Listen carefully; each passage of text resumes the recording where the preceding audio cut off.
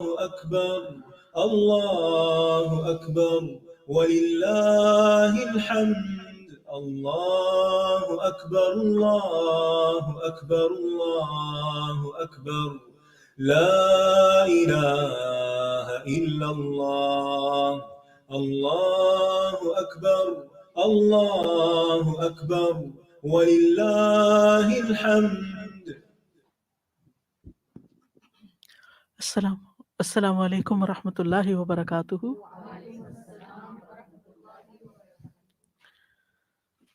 نحمده ونصلي على رسوله الكريم اما بعد فاعوذ باللہ من الشیطان الرجیم.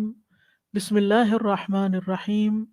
رب اشرح لي صدری ويسر لي امری واحلل عقدۃ من لسانی یفقهوا قولی.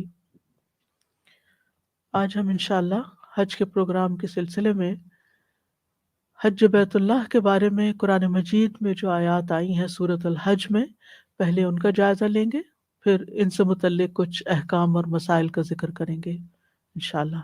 تو سورۃ الحج کی آیت نمبر 26 سے 30 تک کی تلاوت سنیے. وَإِذْ بَوَّأْنَا لِإِبْرَاهِيمَ مَكَانَ الْبَيْتِ أَلَّا تُشْرِكْ بِي شَيْئًا وَطَهِّرْ بَيْتِيَ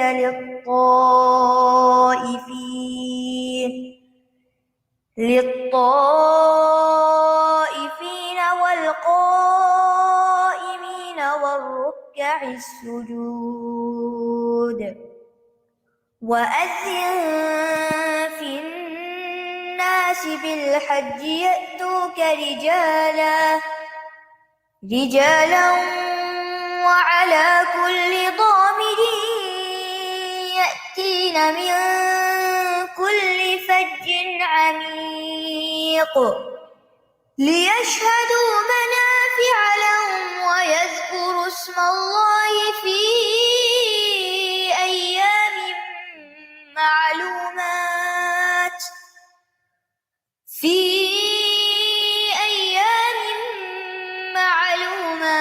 على ما رزقهم من بهيمة الأنعام فكلوا منها وأطعموا البائس الفقير ثم ليقضوا تفثهم وليوفوا نذورهم وَلْيَطَّوَّفُوا بِالْبَيْتِ الْعَتِيقِ.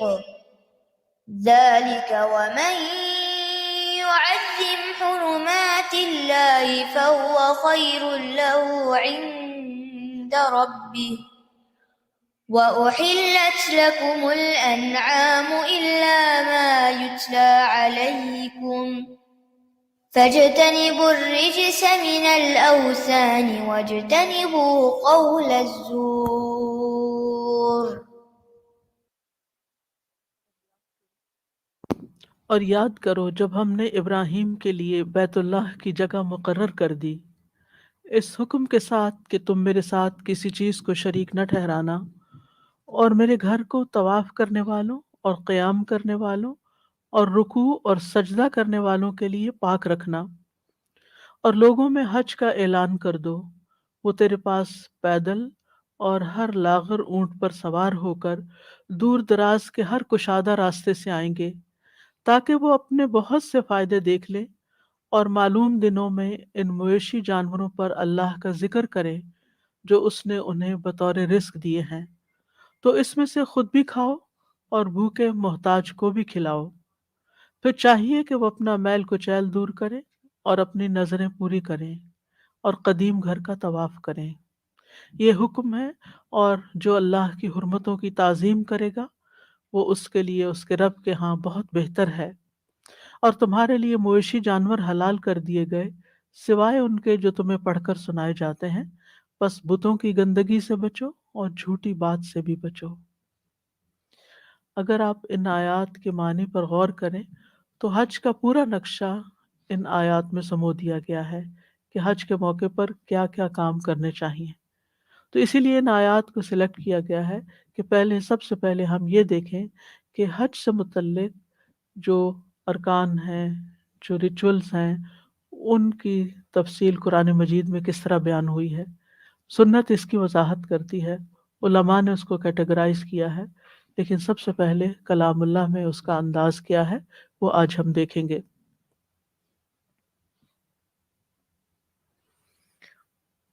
آپ جانتے ہیں کہ مسلمانوں کو بیت اللہ کا حج کرنے سے روک دیا گیا تھا، تو اس پر اہل مکہ کو، مشرکین کو، ان کے اس فعل پر ڈانٹا جا رہا ہے کہ یہ گھر اللہ کے حکم سے ان کے والد ابراہیم علیہ السلام نے لوگوں کو حج کرنے کے لیے، حج پر بلانے کے لیے تعمیر کیا تھا، اور ان کو حکم دیا گیا تھا کہ وہ اس گھر کو طواف کرنے والوں، نماز پڑھنے والوں اور دیگر عبادات کرنے والوں کے لیے پاک صاف رکھیں اور لوگوں کو حج کرنے کی دعوت دیں، تاکہ وہ یہاں آ کر اپنے دینی اور دنیاوی فائدوں کو دیکھ سکیں اور وہ فائدے حاصل کر سکیں۔ تو اللہ سبحانہ وتعالیٰ ابراہیم علیہ السلام کو خطاب کر کے فرما رہے ہیں کہ اے ابراہیم، لوگوں کو بتا دیں کہ ان پر حج فرض ہے، جب وہ یعنی ان کے لیے حج لازم ہے، واجب ہے، اور وہ اپنے اپنے علاقوں سے آپ کے اس پکار یعنی اذن فی الناس کے جواب میں لبیک کہتے ہوئے آئیں، پیدل چل کر، سواریوں پر، اور پھر ایسی سواریاں کہ جو لمبے سفر کی مشقت کی وجہ سے لاغر ہو چکی ہوں، ہر دور دراز کے علاقے سے، یعنی کسی کے پاس یہ عذر نہیں ہے کہ اس کا علاقہ بہت دور ہے تو حج پہ نہیں آ سکتا، دور ہو یا قریب ہو، جس پر حج فرض ہے اس کو حج کے لیے آنا ہوگا، اور پھر یہ کہ یہاں آ کر مختلف ریچولز انجام دیں، جن میں قربانی کرنا اور پھر بیت اللہ کا طواف کرنا اور باقی کام کرنا، یعنی حج کے جو احکامات ہیں، حج کے جو ارکان ہیں، ان کو پورا پورا ادا کریں، اپنا میل کچیل دور کریں جو حج کے ایام میں مشقت کی وجہ سے، بھاگ دوڑ کی وجہ سے یا سفر کی وجہ سے ان کے جسم پر جم چکا ہے، اور پھر یہ کہ اب اگر انہوں نے یہاں آ کر کچھ نیک کام کرنے کی نظر مانی ہے، کسی قربانی کی یا قرآن پڑھنے کی یا کوئی خاص صدقہ کرنے کی، تو وہ ان چیزوں کو بھی پورا کریں۔ یہاں پر فرمایا وَإِذْ بَوَّأْنَا لِإِبْرَاهِيمَ مَكَانَ الْبَيْتِ أَلَّا تُشْرِكْ بِي شَيْئًا، یعنی جب ہم نے ابراہیم علیہ السلام کے لیے اس گھر کی جگہ مقرر کر کے دی تھی، بوّأنا یعنی بیت اللہ کی جگہ متعین کی گئی تھی، کس کی طرف سے؟ اللہ سبحانہ تعالیٰ کی طرف سے۔ تو اس سے یہ پتہ چلتا ہے کہ بیت اللہ آغاز میں ہی، یعنی زمین کے وجود میں آنے کے بعد ہی، انسانوں کی آمد سے پہلے ہی فرشتوں کے ہاتھوں تعمیر ہو چکا تھا، اس کی جگہ مقرر کی گئی تھی، اور اسی لیے آدم علیہ السلام اور باقی انبیاء نے اس گھر کی زیارت کی، حج کیا، اور یہ ایک ایسی عبادت ہے جو ابتدا سے چلی آ رہی ہے۔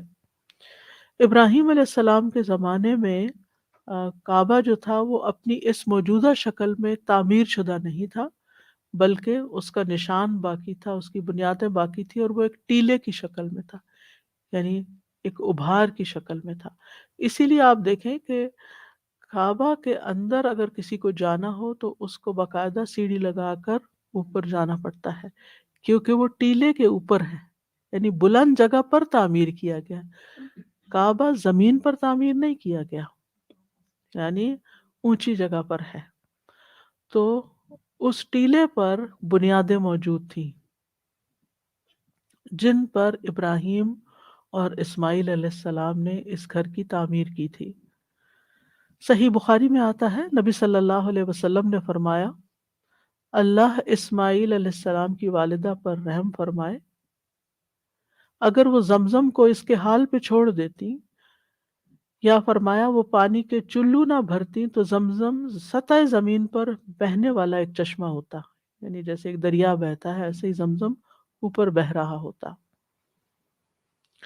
راوی کہتے ہیں پھر حاجرہ علیہ السلام نے پانی پیا، یعنی جب پانی نکلا، اور اپنے بچے کو دودھ پلایا، اور پھر یہ کہ اس کو، جیسے کہ دیگر روایات میں آتا ہے کہ اس پانی کو سمیٹنے کے لیے انہوں نے منڈیر بنائی۔ اس کے بعد فرشتے نے ان سے کہا کہ تم ہلاکت کا خوف نہ کرو، یہاں اللہ کا گھر ہے جس کو یہ بچہ اور اس کے والد تعمیر کریں گے۔ یعنی جس وقت زمزم کا چشمہ پھوٹا تھا، اس وقت حضرت ہاجر کو اس کی بشارت دی گئی تھی کہ یہاں تم اکیلی نہیں ہمیشہ رہو گی، بلکہ یہاں پر اللہ کا گھر تعمیر ہوگا جو تمہارا بچہ تعمیر کرے گا اپنے والد کے ساتھ مل کر۔ اللہ کسی صورت میں اپنے ماننے والوں کو ضائع نہیں کرتا۔ اس وقت کعبہ کا حال یہ تھا کہ وہ ٹیلے کی طرح سطح زمین سے اونچا تھا۔ جب سیلاب آتے تو اس کی دائیں اور بائیں جانب کٹ جاتے۔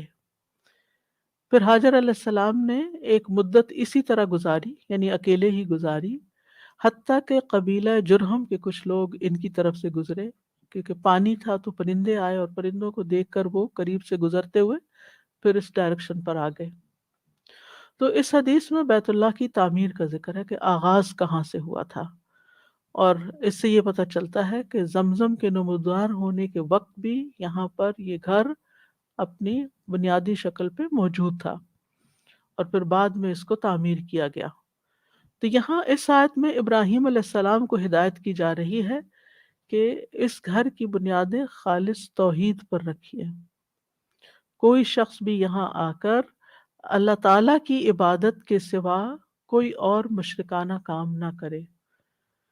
لیکن پھر آہستہ آہستہ کیا ہوا، لوگ اصل تعلیم کو بھول گئے، اور نبی صلی اللہ علیہ وسلم نے جب مکہ فتح کیا تو وہاں پر 360 بت جو تھے وہ موجود تھے، ہر قبیلے کا اپنا بت وہاں تھا۔ جس سے یہ پتہ چلتا ہے کہ اگر دین کی تعلیم باقی نہ رہے اور اصل تعلیم سے انسان جڑ کر نہ رہے تو پھر آہستہ آہستہ نسلیں جو ہیں وہ دین سے دور ہوتی چلی جاتی ہیں، چاہے وہ پیغمبروں کی اولاد ہی کیوں نہ ہو۔ تو اس میں ہمیں بھی اپنی اولادوں کے بارے میں فکر کرنا چاہیے کہ ان کو دین کی باقاعدہ تعلیم دینی چاہیے، تو انہیں پتہ ہونا چاہیے کہ وہ کیوں مسلمان ہیں، یعنی مسلمان ہونے کا مطلب کیا ہے۔ پھر فرمایا وَطَهِّرْ بَيْتِيَ لِلطَّائِفِينَ وَالْقَائِمِينَ وَالرُّكَّعِ السُّجُودِ، اور میرے گھر کو طواف کرنے والوں، قیام کرنے والوں، رکوع کرنے والوں، سجدہ کرنے والوں کے لیے پاک صاف رکھیے۔ یعنی صرف گھر بنانا ہی نہیں بلکہ اس کو پاک صاف بھی رکھنا ہے، اور یہ صفائی جو ہے یا یہ طہارت جو ہے دونوں طرح کی ہے، ایک تو شرک سے پاک رکھنا اور دوسرے ہر طرح کی گندگی سے پاک رکھنا، یعنی مانوی اور حصی، ظاہری اور باطنی ہر طرح کی نجاست سے پاک کرنا ہے۔ کیونکہ بعض اوقات ہمیں ظاہر میں نظر آنے والی گندگی تو محسوس ہوتی ہے، لیکن وہ گندگی جو شرک کی صورت میں انسانوں کے اخلاق، اعمال اور قلب و روح میں اتر جاتی ہے، اس کے بارے میں لوگ بے خبر ہو جاتے ہیں، غافل ہو جاتے ہیں۔ پھر یہاں پر آپ خاص بات دیکھیے کہ اللہ سبحانہ وتعالیٰ نے بیتی کہا ہے کہ یہ میرا گھر ہے۔ اللہ تعالیٰ نے اس کو اپنی طرف نسبت دی، اس کو شرف بخشا، فضیلت بخشی، تاکہ بندوں کے دل میں اس کی اہمیت اور عظمت اجاگر ہو۔ اور پھر یہ ہے کہ یہ گھر کس مقصد کے لیے بنا ہے کہ یہاں طواف کیا جائے، یہاں قیام کیا جائے، یہاں قرآن پڑھا جائے، اور یہاں رکوع اور سجدے کیے جائیں۔ یعنی یہ کسی سیاسی مرکز کے طور پر نہیں بنایا گیا بلکہ سراسر عبادت کے مقاصد کے لیے بنایا گیا ہے۔ اور طائفین یعنی طواف کرنے والے، قائمین نماز میں قیام کرنے والے مراد ہیں، رکع راکع سے رکوع کرنے والے، سجود کرنے والے، یعنی مراد یہ کہ نمازیں پڑھنے والے۔ رکوع اور سجود جو ہے وہ نماز کو ریپرزینٹ کرتے ہیں، تو یہ نماز کے جو خاص خاص ارکان ہیں ان کا ذکر کیا گیا۔ اس سے یہ پتہ چلتا ہے کہ نماز میں قیام بھی بہت اہم ہے اور رکوع اور سجدہ بھی بہت اہم ہے۔ یہ سارے ارکان مل کر نماز یعنی نماز کی بنیاد بنتے ہیں۔ یہاں پر آپ دیکھیے کہ نماز سے پہلے طواف کو رکھا گیا، اور ایک حدیث کے مطابق طواف بھی نماز ہی کی طرح کی ایک عبادت ہے، اسی لیے طواف میں پھر وضو کا اہتمام بھی کیا جاتا ہے۔ تو طواف کو باقی چیزوں پر، قیام، رکوع، سجود پر مقدم رکھا گیا، کیونکہ طواف صرف اسی گھر میں ہو سکتا ہے، کہیں اور نہیں ہو سکتا۔ تو اس لیے جب آپ اللہ کے اذن سے مکہ جائیں تو اس میں سب سے اہم عبادت نمازوں کے علاوہ طواف کو رکھیں، یعنی جتنا بھی ممکن ہو سکے۔ اور آپ محسوس کریں گے کہ اس طواف کے ذریعے ایک خاص قسم کی پھر روحانیت حاصل ہوتی ہے۔ ثواب تو ملتا ہی ہے، گناہ جھڑتے ہیں، دعائیں قبول ہوتی ہیں، لیکن دل کی حالت بدلتی ہے، دل کے غم اور بوجھ اور تکلیف اور پریشانی دور ہوتی ہے۔ تو اس لیے اس میں اس کا خاص اہتمام کرنا چاہیے۔ اور پھر سورۃ البقرہ میں اسی بات کو ایک اور انداز میں بیان کیا گیا، وَأَهِدْنَا إِلَىٰ إِبْرَاهِيمَ وَإِسْمَاعِيلَ أَن طَهِّرَا بَيْتِيَ لِلطَّائِفِينَ وَالْعَاكِفِينَ وَالرُّكَّعِ السُّجُودِ۔ ہم نے ابراہیم اور اسماعیل علیہ السلام سے عہد لیا تھا، یعنی یہ صرف ایک حکم نہیں تھا بلکہ ایک تاکیدی حکم تھا، ایک وعدہ لیا گیا تھا کہ وہ ایسا ضرور کریں گے۔ کیا؟ کہ تم دونوں میرے گھر کو طواف کرنے والوں اور اعتکاف کرنے والوں۔ یہاں پر ایک اور عبادت کا ذکر کیا ہے۔ اعتکاف کہتے ہیں کہ عبادت کی نیت سے جم کر بیٹھنا اور پھر اس میں پوری یکسوئی کے ساتھ اللہ ہی کی عبادت کرنا۔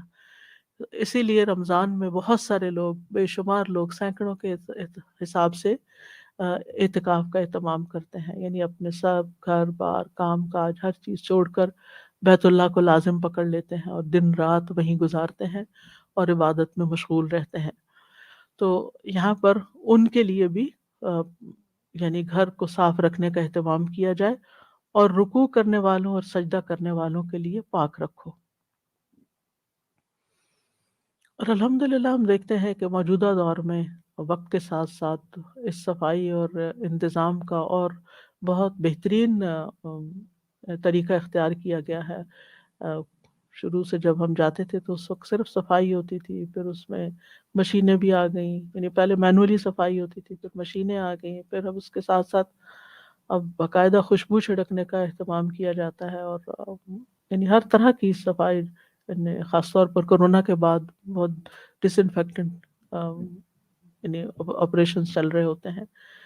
تو الحمدللہ اس حکم پر تو سب عمل کر رہے ہیں، لیکن یہ کہ اللہ تعالیٰ توفیق دے کہ ہم وہاں جا کر بھی ہر طرح کے شرک سے محفوظ رہیں اور پوری توجہ عبادت ہی کی طرف کریں، کیونکہ جہاں پر سہولتیں زیادہ ہو گئی ہیں وہاں پر سیل فون کی وجہ سے عموماً لوگوں کی توجہ سیلفیز اور باقی چیزوں کی طرف زیادہ ہو گئی ہیں۔ اس سے بھی پرہیز کرنا چاہیے، کیونکہ یہاں اگرچہ شرک سے بچنے کے لیے کہا گیا کہ جو بتوں کی عبادت ہے، لیکن آپ دیکھیے کہ ہر وقت سیل فون پر سیلفی بناتے رہنا یا تصویریں اتار کر لوگوں کو بھیجتے رہنا، یا وہاں پر لائیو طواف کرنا اور گھر والوں کو ساتھ کنیکٹ کر کے باتیں کرنا، ان تمام چیزوں سے بھی پرہیز کرنا چاہیے، کیونکہ طواف بھی ایک طرح کی نماز ہے اور اس میں پوری یکسوئی اور توجہ کے ساتھ اللہ تعالیٰ کی طرف متوجہ رہنا چاہیے اور ان چیزوں سے پرہیز کرنا چاہیے۔ پھر ابراہیم علیہ السلام کو حکم دیا گیا وَأَذِّن فِي النَّاسِ بِالْحَجِّ، لوگوں میں حج کی منادی کر دیں، یعنی لوگوں کو بیت اللہ کا حج کرنے کی طرف دعوت دیں، یعنی جس گھر کی تعمیر کا آپ کو حکم دیا اب اس کی طرف لوگوں کو بلائیں۔ اذان کا لفظ جو ہے تأذین سے، اس کا مطلب ہوتا ہے اونچی آواز کے ساتھ لوگوں کو اعلان کرنا، جیسے نماز کے لیے اعلان کیا جاتا ہے تو اس کو اذان کہتے ہیں، کیونکہ اونچی آواز میں چھت پر چڑھ کے یا ممبر پر اذان دی جاتی ہے، یعنی لوگوں کو بتایا جائے کہ اللہ تعالیٰ نے ان پر اس گھر کی طرف آنا اور یہاں عبادت کرنا اور حج ادا کرنا فرض کر دیا ہے۔ روایات میں آتا ہے کہ جب ابراہیم علیہ السلام کو حج کے اعلان کا حکم دیا گیا تو انہوں نے کہا کہ اے اللہ میری آواز کہاں تک جائے گی، یعنی میں یہاں اس وادی میں کھڑا ہو کر پکاروں گا بھی تو زیادہ سے زیادہ کون سنے گا؟ اللہ تعالیٰ نے فرمایا کہ آپ اعلان کریں اور اس کو پہنچانا میرے ذمہ ہے، یعنی آپ کا کام ہے آواز لگانا اور لوگوں کے دلوں کو نرم کرنا اور لوگوں تک پہنچانا میرا کام۔ کہا جاتا ہے کہ ابراہیم علیہ السلام جبل ابو قبیس پر چڑھ گئے، ایک روایت میں آتا ہے صفا پر چڑھ گئے، اور بلند آواز سے بولے اے لوگو، اللہ نے آپ لوگوں کو اس گھر کے حج کا حکم دیا ہے تاکہ آپ کو اس کے بدلے میں جنت کا ثواب دے اور جہنم کے عذاب سے بچائے۔ تو تم لوگ حج کرو، یعنی اپنے فائدے کے لیے تم اس گھر کی طرف آؤ اور حج کرو۔ وہ کہتے ہیں کہ یہاں تک کہ پھر لوگوں نے ان کی بات کا جواب دیا اور لبیک کہا۔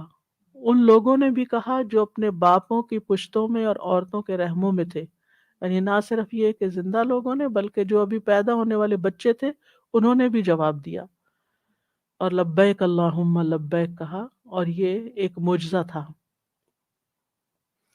اللہ سبحانہ وتعالیٰ نے زمین کے مختلف کناروں اور علاقوں تک ان کی آواز پہنچا دی، اور اللہ تعالیٰ اس پر قادر تھا، اور لوگوں تک یہ پکار پہنچی، اور پھر ان سے آگے ان کی نسلوں تک یہ پیغام پھیلتا رہا، اور کوئی دور ایسا نہیں رہا کہ جو حج اور عمرے سے پھر خالی رہا ہو سوائے چند مخصوص اوقات کے۔ اور اس کے علاوہ بھی ابراہیم علیہ السلام کی دعا ہمیں ملتی ہے، سورت ابراہیم میں آتی ہے کہ جس میں آتا ہے فَجْعَلْ أَفْئِدَةً مِّنَ النَّاسِ تَهْوِي إِلَيْهِمْ، یعنی انہوں نے صرف اتنا ہی نہیں کہا کہ یہاں آئیں، بلکہ اللہ تعالیٰ سے خود دعا بھی کی مزید۔ تو اس سے یہ پتہ چلتا ہے کہ صرف ایک یعنی دین کے کسی کام کے لیے، نیکی کے کسی کام کے لیے لوگوں کو انوائٹ کر لینا کافی نہیں ہوتا کہ ایک فلائر آپ بھیج دیں یا ایک ای میل بھیج دیں یا ایک ٹیکسٹ میسج بھیج دیں، بلکہ آپ لوگوں کے لیے باقاعدہ دعا کریں کہ اللہ تعالیٰ ان کے دلوں کے اندر اس نیکی کے کام کی محبت پیدا کرے۔ فَجْعَلْ أَفْئِدَةً مِّنَ النَّاسِ تَهْوِي إِلَيْهِمْ، تہوی کا مطلب ہوتا ہے ان کو شوق لگ جائے، ان کے دل تڑپ اٹھیں، ان کے دلوں میں محبت پیدا ہو جائے۔ مجھے اچھی طرح یاد ہے کہ جب الہدا کی بنیادیں رکھی گئی تھی اور پہلا کورس ہونا تھا، تو میں راتوں کو اٹھ کر نفل پڑھ کے دعا کرتی تھی کہ یا اللہ ایک کام شروع کیا ہے تو اپنی رحمت سے لوگوں کو اس کی طرف متوجہ کرتے۔ اور جب بھی نیا ایڈمیشن ہوتا تھا تو میں باقاعدہ خاص دعاؤں کا اہتمام کرتی تھی۔ عام طور پر بھی انسان دعا کرتا ہے، لیکن اس موقع پر خصوصی دعا کیا کرتے تھے کہ یا اللہ جو لوگ بھی تیرے دین کو سیکھنا چاہتے ہیں یا ان کے اندر کچھ بھی اس چیز کا شوق ہے، ان کے رستے آسان کر دے۔ کیونکہ خاص طور پر آپ دیکھیں خواتین کے لیے بہت سی رکاوٹیں ہوتی ہیں، ان کے اپنے دل تڑپ بھی رہے ہوتے ہیں لیکن بچے ان کے پاؤں کی زنجیر ہوتے ہیں یا پھر اور مشکلات ان کے راستے میں ہوتی ہیں۔ تو ایک داعی کا کام، یہ داعی یعنی جو اللہ کی طرف دعوت دینے والا ہے، ابراہیم علیہ السلام ایک داعی کی حیثیت سے اس وقت لوگوں کو عبادت کے اس کام کے لیے طرف بلا رہے ہیں۔ تو اس میں صرف ظاہر ہمیں اپنی ڈیوٹی پوری نہیں کرنی ہوتی کہ ہم کہیں کہ ہم نے یہ بھی کر لے، چیک مارک کر لے، یہ بھی ہو گیا، یہ بھی ہو گیا، نہیں، بلکہ لوگوں کی آسانی کے لیے۔ اور نہ صرف یہ کہ ان کو بلانے کے لیے دعا کریں، پھر جب وہ آ جائیں تب بھی، اور جب وہ اس کام کو کر چکے تب بھی، یعنی اپنی خاص دعاؤں میں ہمیشہ اپنے ساتھیوں کو، اپنے شاگردوں کو، دین کے کام کرنے والوں کو، چاہے وہ آپ کے پلیٹ فارم سے کام کر رہے ہیں یا کسی اور پلیٹ فارم سے کام کر رہے ہیں، جو بھی نیکی کی طرف آ رہے ہیں ان کو اپنی دعاؤں میں اور خاص قبولیت کے اوقات کی دعاؤں میں ضرور شامل رکھنا چاہیے۔ کیونکہ آپ کی دعا کی وجہ سے اگر کسی کا بھی راستہ آسان ہوتا ہے، وہ نیکی کا کام کرتا ہے، تو آپ کے اعمال نامے میں بھی لکھا جاتا ہے۔ اور اس سے بھی پتہ چلتا ہے کہ کوئی شخص کتنا سنجیدہ یا خود کتنی محبت رکھتا ہے کہ لوگ اللہ کی طرف آئیں۔ یعنی لوگوں کو اللہ سے جوڑنا جو ہے یہ پیغمبرانہ مشن ہے اور ایک بہت عظیم کام ہے، اسے معمولی نہیں سمجھنا چاہیے۔ اور ہم دیکھتے ہیں کہ پیغمبروں نے صرف کوششیں نہیں کی بلکہ دعائیں بھی کی اس کے لیے، اور اس کے لیے وہ تمام اسباب اختیار کیے کہ جس سے یہ کام آسان ہو۔ اللہ تعالیٰ چاہتا تو کن کہہ کہ جنگ بدر میں لوگوں کو مسلمانوں کو فتح دے دیتا، لیکن کس قدر عاجزی کے ساتھ نبی صلی اللہ علیہ وسلم نے اس موقع پر دعائیں کی کہ حضرت ابوبکر کو آپ پر رحم آ گیا۔ تو یہ تمام چیزیں جو یہ دین کے کام کا ایک حصہ ہوتی ہیں، اور یہی اخلاق اور ادب ہمیں ان آیات میں سکھایا جا رہا ہے۔ فرمایا کہ آپ ان کو پکاریں، یا تو کا تیرے پاس آئیں گے، یعنی ویسے تو بیت اللہ کی طرف آئیں گے، لیکن اللہ تعالیٰ نے ابراہیم علیہ السلام کو آنر بخشا۔ آپ دعا کریں گے آپ کے پاس آئیں گے، یعنی آپ کی زندگی میں بھی اس حج کے لیے آپ کی طرف آئیں گے، اور آپ کے پاس آئیں گے، سو مطلب یہ کہ پھر آپ ان کو ویلکم کریں گے اور آپ ان کو دیکھ کر خوش ہوں گے، اور آپ اپنی دعا کی قبولیت کا پھل دیکھیں گے اپنے سامنے۔ تو یا تو کا رجالن، پاؤں کے اوپر چلتے ہوئے، رجل پاؤں کو کہتے ہیں، راجل پیدل چلنے والے کو کہتے ہیں، تو رجال اس کی جمع ہے، یعنی وہ پیدل چل کے آئیں گے، یعنی اگر ان کے پاس سواری نہیں ہوگی وہ پیدل ہی چل پڑیں گے. یعنی بعض لوگ ایسے ہوتے ہیں، اور خاص طور پر اب تو جیسے جہاز اور بہت ساری اور سہولتیں نکل آئی ہیں، لیکن اب تک بھی بہت سے لوگ پیدل حج کرتے ہیں. اور اس زمانے میں تو جب یہ سب کچھ میسر نہیں تھا اور ہر ایک کے پاس اونٹ گھوڑے نہیں ہوتے تھے، تو تب بھی یعنی ایسی ایسی محبت اور ایسا شوق اور ایسی لگن ان کے دل میں ہوگی کہ وہ اگر ان کے پاس پورے اسباب سفر کے نہیں بھی ہوں گے تو وہ پیدل چل کے آ جائیں گے، سینکڑوں میل کا سفر طے کر کے وہ یہاں تک پہنچیں گے. وَعَلَىٰ كُلِّ ضَامِرٍ، اور ہر ضامرن، ہر طرح، ہر لاغر اونٹ کے اوپر، یعنی وہ دبلا اونٹ اختیار نہیں کریں گے کہ سواری کے لیے دبلا اونٹ لیں، بلکہ وہ دور دراز کے سفر کر کر کے دبلے ہو جائیں گے. یہاں پیدل چلنے والوں کا ذکر پہلے کیا گیا، اسی لیے بعض علماء نے اس سے یہ دلیل لی ہے کہ اگر کوئی شخص پیدل چلنے کی استطاعت رکھتا ہو تو اسے چاہیے کہ پیدل حج کرے، یہ زیادہ افضل ہے ان کے خیال میں، کیونکہ اللہ تعالیٰ نے اس کو مقدم بیان کیا. ابن عباس کہتے ہیں کہ مجھ سے جو بھی چیز محروم ہوئی مجھے اس کا غم نہیں، سوائے اس کے کہ میں چاہتا تھا کہ کاش میں نے پیدل حج کیا ہوتا، کیونکہ اللہ تعالیٰ کا فرمان ہے یاتوک رجالا. تو بہرحال نیکی کے کام میں بڑھنا اور قدم اٹھانا جو ہے اس کا ایک شوق رکھنا اپنی جگہ ہے، لیکن اکثر علماء کہتے ہیں کہ سوار ہو کر حج کرنا افضل ہے، کیونکہ اس میں رسول اللہ صلی اللہ علیہ وسلم کی پیروی ہے. اور اصل مقصد یہ نہیں کہ انسان اپنے آپ کو ضرور تھکائے ہی، ہاں تھکن لاحق ہو جائے تو اور بات ہے، اس کی شکایت نہ کرے، لیکن تھکانا اور اپنے آپ کو کھپانا مقصود نہیں ہے. ہاں اگر کسی کے پاس اسباب نہیں ہے اور پیدل جانا چاہتا ہے تو اس کی اپنی فضیلت ہے. حضرت انس کہتے ہیں کہ نبی صلی اللہ علیہ وسلم نے ایک بوڑھے کو دیکھا جو اپنے بیٹوں کے سہارے پہ چل رہا تھا. آپ نے فرمایا اس کا کیا حال ہے؟ لوگوں نے عرض کیا کہ اس نے پیدل چل کر کعبہ جانے کی نظر مانی ہے. آپ نے فرمایا اللہ تعالیٰ نفس کو عذاب میں مبتلا کرنے سے بے نیاز ہے اور اس کو سوار ہونے کا حکم دیا. یعنی اگر کوئی شخص نہیں چل سکتا یا اس کو مشقت لاحق ہوتی ہے، جیسے بعض لوگ اگر بڑھاپے کی وجہ سے یا کسی بیماری کی وجہ سے پیدل چل کر طواف نہیں کر سکتے یا سعی نہیں کر سکتے اور ویل چیئر لے لیتے ہیں، یا وہاں پر جو اب اسکوٹیز اویلیبل ہیں ان پہ بیٹھ کے کرتے ہیں، تو وہ اس میں کوئی برائی نہیں، کیونکہ نبی صلی اللہ علیہ وسلم سے سوار ہو کر بھی سعی کرنے کی روایت ملتی ہے. اور پھر یہ کہ یہاں پر صرف اونٹوں کی بات نہیں کی گئی، بلکہ ضامر کا لفظ جو اس بات کا اعلان کر رہا ہے کہ وہ اللہ کے راستے میں خوب خوب مشقت کر کے آیا ہے. اور پھر آپ دیکھیے کہ انہی جانوروں کی طرف فعل منسوب کیا گیا، یا اتینا، یا اتونا نہیں کہا، یعنی وہ پیچھے آ چکا کہ لوگ آئیں گے آپ کے پاس، لیکن یہاں اونٹوں کے بارے میں کہا، اونٹنیوں کے بارے میں کہا گیا کہ یاتینا من کل فج عمیق، یہ اونٹنیاں دوڑتی ہوئی ہر کشادہ راستے سے، دور دراز کے راستے سے آئیں گی. یہ بالکل ایسے ہی ہے کہ جیسے والعادیات ضبحا ہے، اس میں تیز دوڑنے والے گھوڑے یا اونٹنیوں کی بات کی گئی ہے. مراد اس سے مجاہدین ہیں کہ جو اللہ کے راستے میں نکلتے ہیں، لیکن جن گھوڑوں پہ سوار ہوتے ہیں اور جن جانوروں پہ سوار ہوتے ہیں ان کو آنر بخشا گیا ہے، لہٰذا فعل کی نسبت ان کی طرف کی گئی ہے. تو یہاں بھی فعل کی نسبت اونٹوں کی طرف کر دی گئی کیونکہ وہ بھی اللہ کے راستے میں ہے.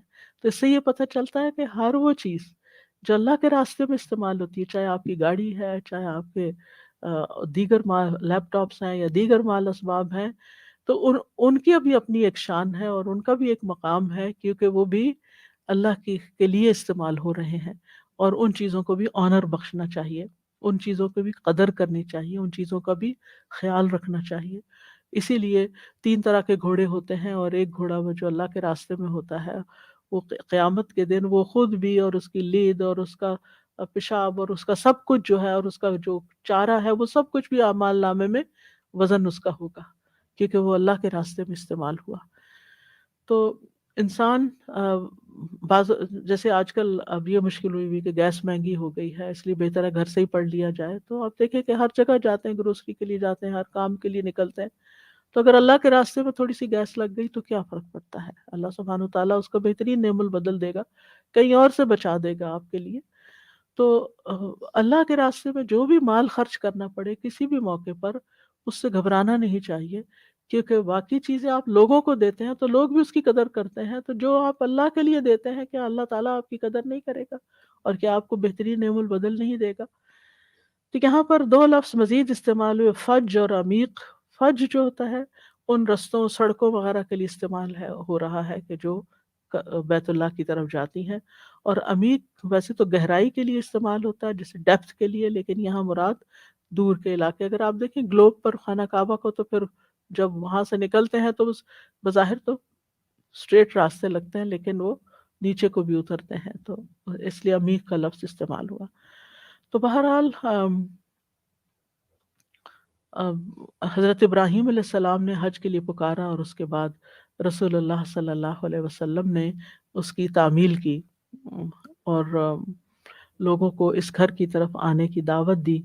اور پھر اللہ سبحانہ تعالیٰ نے نبی صلی اللہ علیہ وسلم کے ہاتھوں دور دراز کے علاقے فتح کروا دیے، اور آپ کی امت کے ہاتھوں، جس کی وجہ سے پھر آپ دیکھیں کہ دنیا کے ہر دور دراز علاقے سے، آپ دیکھیں نارتھ امریکہ سے، آسٹریلیا سے، افریقہ کے دور دراز علاقوں سے لوگ حج کرنے کے لیے وہاں جاتے ہیں. اور اس میں یعنی فج عمیق کی طرف اس بات کی طرف بھی اشارہ ہے کہ مسلمان جو ہیں وہ دنیا کے دور دراز علاقوں تک پھیل جائیں گے. لیشہدوا منافع لہم، تاکہ وہ ان فائدوں کا مشاہدہ کریں جو اللہ نے ان کے لیے رکھے ہیں. یعنی حج کی طرف دعوت دینے کی حکمت یہاں بتائی گئی کہ وہ اللہ کی رضا تو حاصل کریں گے، عبادت کریں گے، لیکن اس عبادت کے دیر اینڈ دین ان کو فائدے بھی نظر آئیں گے. یعنی کچھ کام ایسے ہوتے ہیں نا کہ جن کے کرنے کے نتائج آپ کو کچھ عرصے بعد پتہ چلتے ہیں، لیکن حج کا معاملہ ایسا ہے کہ آپ جاتے ہیں تو آپ کو بہت ساری چیزیں وہاں پر ایسی نظر آتی ہیں، آپ کی بہت سی لرننگ ہوتی ہے، آپ کے تجربات میں اضافہ ہوتا ہے، آپ بہت سی ایسی کرامتیں آپ کے ساتھ ہوتی ہیں کہ آپ حیران ہو جاتے ہیں کہ آپ کوئی چیز سوچ رہے ہوتے ہیں اور وہ آپ کے ساتھ ہو جاتی ہے. کچھ کھانے کو دل چاہ رہا ہوتا ہے تو وہ آپ کے سامنے آ جاتا ہے، اور اسی طرح کی بہت ساری چیزیں. تو یعنی حج کے بہت سے فوائد، ان گنت فوائد ہیں، لیکن ان فائدوں میں ایک تو یہ ہے کہ امت کی ایک یکجہتی نظر آتی ہے. یعنی ہر رنگ اور زبان اور کلچر کا شخص وہاں موجود ہوتا ہے.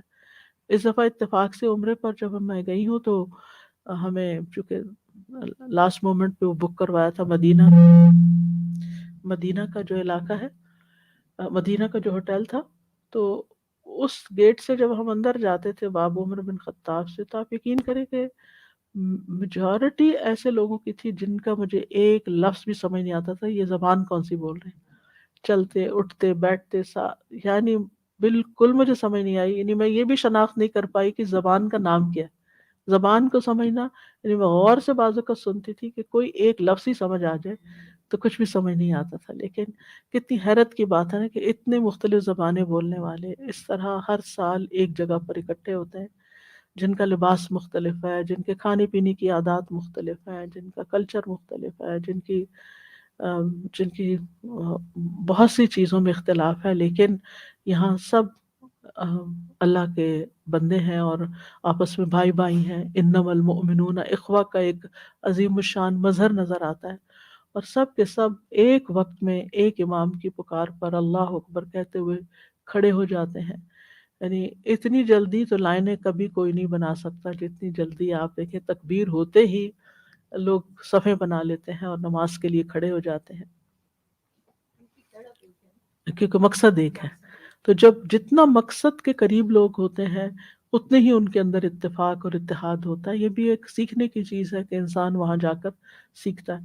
پھر اسی طرح اللہ کے فضل کو تلاش کرنے کے مواقع ہوتے ہیں. اب اس گئے گزرے دور میں بھی آپ دیکھیں بہت سی ایسی ٹریڈیشنل روایتی چیزیں مکہ اور مدینہ میں موجود ہیں کہ جن سے آپ فائدہ اٹھاتے ہیں، یعنی کہ جو آپ کو کہیں اور جن کی خرید و فروخت نہیں ہوتی، یا جو آپ کو کہیں اور نظر نہیں آتے، تو اس میں بہت حیرت کی بات تھی کہ جیسے آ، اس سے بیری کے پتوں سے نہانے کا حکم دیا گیا ہے، اگر جادو یا نظر یا کوئی بھی بیماری ہو، عام بیماری بھی کوئی ہو، تو اس میں بھی اس کو استعمال کیا جا سکتا ہے۔ اب آپ دیکھیے کہ جیسے کینیڈا ہے، یہاں تو بیری نہیں اگتی، تو پھر کیا کیا جائے؟ اور اگر آپ بیری کے ٹہنیاں یا پتے توڑ کر لاتے ہیں تو وہ بھی آپ کو اندر لانے کی اجازت نہیں ہے، کیونکہ آپ کو پلانٹس لانے کی اجازت نہیں ہے۔ تو اس دفعہ مجھے پتہ چلا کہ اب انہوں نے کیا کیا ہے کہ اس کو اس کا مسحوق یعنی اس کا پاؤڈر بنا دیا ہے، اور 1 1 kg کے پیکٹس میں وہ آرام سے اویلیبل ہے، اور اگر آپ وہ لے آتے ہیں اور آپ 1 چمچ بھی ڈال کے اپنے نہانے کے لیے استعمال کرتے ہیں تو بہت ہی فائدے کی چیز ہے۔ اسی طرح لبان کا استعمال، وہاں پر جو لوگ اعتکاف میں بیٹھتے ہیں پھر وہ آپس میں بہت ساری چیزیں ایک دوسرے سے ایکسچینج کرتے ہیں، تو پہلی دفعہ مجھے پتہ چلا کہ اتنے بے شمار فائدے ہیں۔ پھر میں نے آ کے اس پہ سرچ بھی کی کہ کس طرح قدیم زمانے سے یہ اپنے انفیکشنز اور بہت سی اور بیماریوں کا علاج صرف لبان کو پانی میں ڈال کے چھوڑ دیتے تھے اور اس کو پیتے رہتے تھے، اور اس سے بھی علاج ہو جاتے، یعنی ٹریڈیشنل علاج کے بہت۔ میری بہن چونکہ ہومیوپیتھک ڈاکٹر ہے تو وہ وہاں پر ہر سال اعتکاف مسجد میں بیٹھتی ہیں، اور مختلف عرب خواتین سے جو شروع سے وہ لوگ وہاں آ کر بیٹھتے ہیں تو ان کے ساتھ پھر بہت سے تجربات ایکسچینج ہوتے ہیں۔ تو انہوں نے کئی ایسی چیزیں جو وہاں پر ہیں، یعنی وہ طریقہ ہے علاج جو شروع سے ہی، یعنی نبی صلی اللہ علیہ وسلم کے زمانے سے آپ کو معلوم ہے وہاں پر مکہ یا مدینہ میں کوئی ڈاکٹر اور حکیم نہیں تھا، اور ایک آیا بھی تو وہ کچھ عرصے تک اس کے پاس کوئی بیمار نہیں آیا۔ تو وہ کون سی غذائیں ہیں ایسی، وہ کون سے طریقے ہیں زندگی بسر کرنے کے کہ جن کے اوپر عمل کر کے، اور اب باقاعدہ ریسرچ ہوئی اس پر، انہی میں سے ایک ڈاکٹر تھی، انہوں نے بتایا کہ اب صرف 8% لوگ ایسے رہ گئے ہیں کہ جو انہی طریقوں کے مطابق علاج کرتے ہیں یا انہی غذاؤں کے ساتھ زندگی بسر کرتے ہیں اور اسی طریقے سے شفا پاتے ہیں۔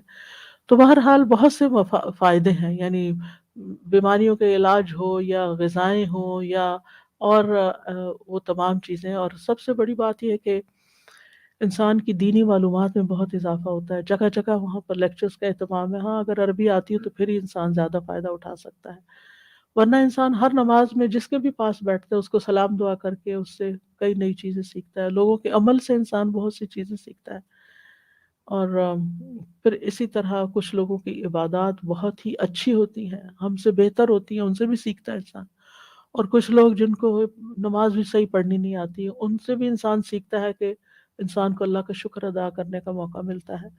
یعنی بے شمار فائدے ہیں، اگر میں اس پہ شروع کر دوں فائدوں پہ بات تو پھر ہمارا سارا لیکچر اسی پہ چلا جائے، لیکن ہر شخص کے اپنے پرسنل مشاہدات بھی وہاں جا کر ہوتے ہیں کہ جس سے وہ اس کے علم اور یقین اور ایمان میں اضافہ ہوتا ہے۔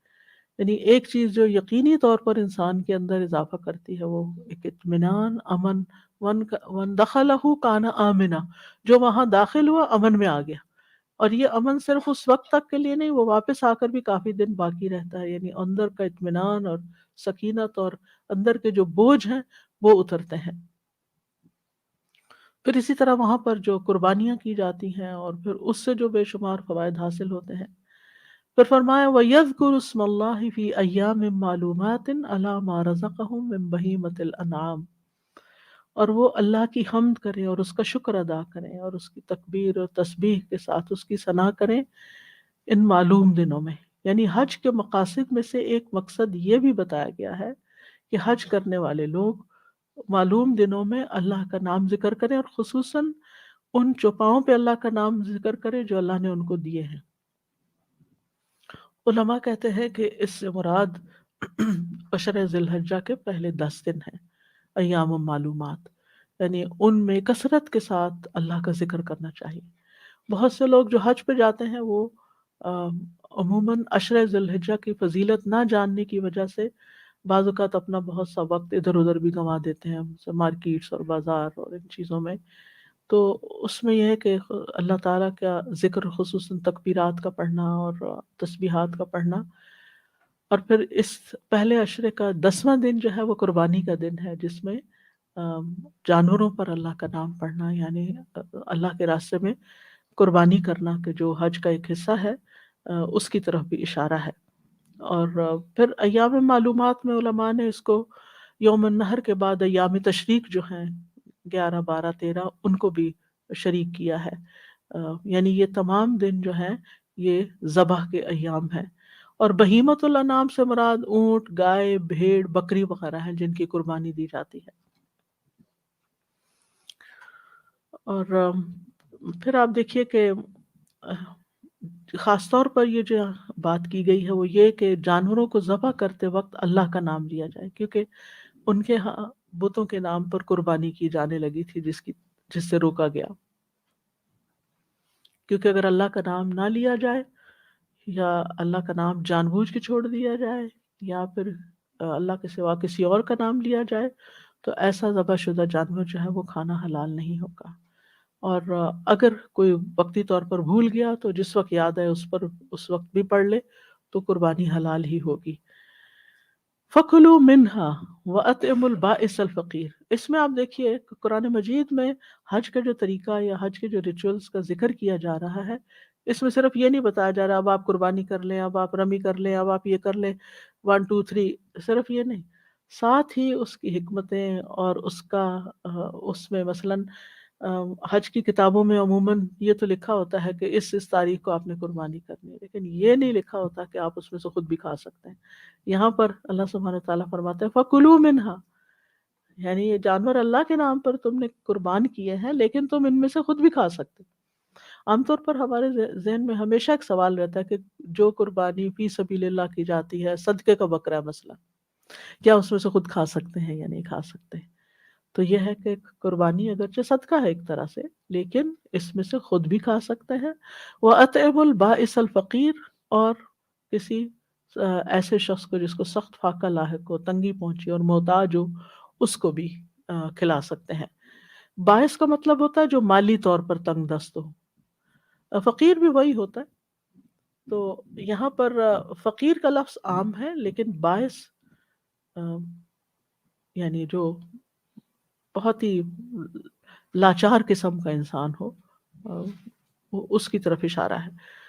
اس کا یہ مطلب نہیں کہ غنی کو نہیں کھلا سکتے، یعنی آپ اپنے دوستوں کو نہیں کھلا سکتے یا اپنے گھر والوں کو نہیں کھلا سکتے، نہیں، ان کو بھی کھلا سکتے ہیں۔ یعنی جب آپ خود کھا سکتے ہیں تو اپنے دوست احباب کو بھی کھلا سکتے ہیں۔ اور پھر آپ دیکھیں کہ جب انسان خود کھاتا ہے تو اپنے آس پاس کے لوگوں کو تو کھلاتا ہی ہے، لیکن بعض اوقات غریبوں کو بھول جاتا ہے، تو اس لیے ان کا خاص طور پر ذکر کیا گیا۔ اور پھر نبی صلی اللہ علیہ وسلم کی سنت بھی ہے ہمارے سامنے۔ آپ کی عمر 63 سال تھی، آپ نے 63 قربانیاں اپنے ہاتھ سے کی تھی اور باقی حضرت علی نے کی تھی، اور سب میں سے ایک ایک ٹکڑا لیا گیا تھا اور اس کو ملا کے پھر پکایا گیا تھا، جس میں سے آپ نے خود بھی کھایا اور باقی لوگوں نے بھی کھایا تھا۔ آپ نے گوشت بھی کھایا تھا، شوربہ بھی پیا، اور پھر باقی لوگوں نے کھا لیا۔ پھر آپ سوار ہوئے اور بیت اللہ کی طرف روانہ ہو گئے۔ پھر ساتھ ہی فرمایا ثم لیقضوا تفثهم، اب قربانی بھی ہو گئی ہے، اب کیا کریں؟ نہائیں دھوئیں، اپنے بال کاٹیں اور اپنے آپ کو صاف ستھرا کریں۔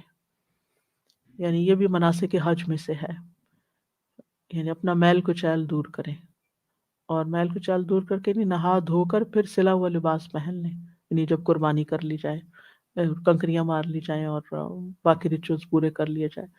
تو احرام سے جب آپ نکلتے ہیں تو پھر ناخن کٹوانا، خوشبو لگانا، یہ سب کچھ حلال ہو جاتا ہے۔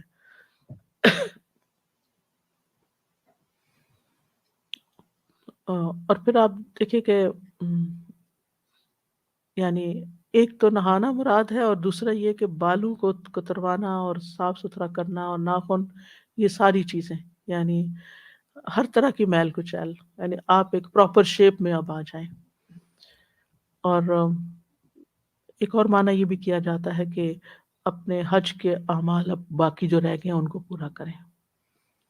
وَلْيُوفُوا نُذُورَهُمْ، یعنی فرائض ادا کرنے کے علاوہ جو آپ نے کوئی نظر مانی ہوئی ہے اس کو بھی ادا کریں۔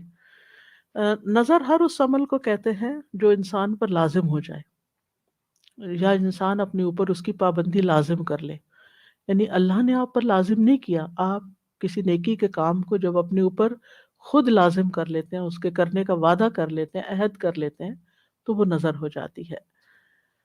تو اس میں عام طور پر لوگ بعض اوقات نظر مان لیتے ہیں کہ اللہ مجھے حج پر لے جائے تو میں روزانہ اتنے طواف کروں گی، یا میں اتنا قرآن پڑھوں گی، یا اتنا صدقہ کروں گی، یا کوئی بھی نیکی کا کام جو ہے، یا قربانی کروں گی، تو وہ بھی اب آپ پورے کر لیں۔ یعنی اس سے پہلے کہ آپ گھر کی طرف روانہ ہوں واپس، اپنی نظریں پوری کریں۔ وَلْيَطَّوَّفُوا بِالْبَيْتِ الْعَتِيقِ، یہاں پر آپ لفظ دیکھیے، وَلْيَطَّوَّفُوا، وَلْيَطُوفُوا نہیں کہا گیا، یہ مشقت والا طواف ہے، طواف افاضہ کی طرف اشارہ ہے، کہ کیونکہ اس میں منا سے وہاں تک پہنچنا بھی ایک معنی رکھتا ہے، یعنی سب سے مشکل مرحلہ یہ ہوتا ہے رش کی وجہ سے، کیونکہ سب تھکے ہوتے ہیں، سب کا دل ہوتا ہے کہ بس جلدی سے جائیں اور حلال ہوں، پورا یعنی اپنے ریچولز پورے کر لیں اور حج پورا ہو جائے، ایک دفعہ ذمہ داری پوری ہو جائے۔ اور دوسرا یہ کہ وہاں پر جو طواف کے اندر رش ہوتا ہے، یا سعی کے مقام پر رش ہوتا ہے، تو وَلْيَطَّوَّفُوا، اور پھر یہ کہ خوب اچھی طرح طواف کرے۔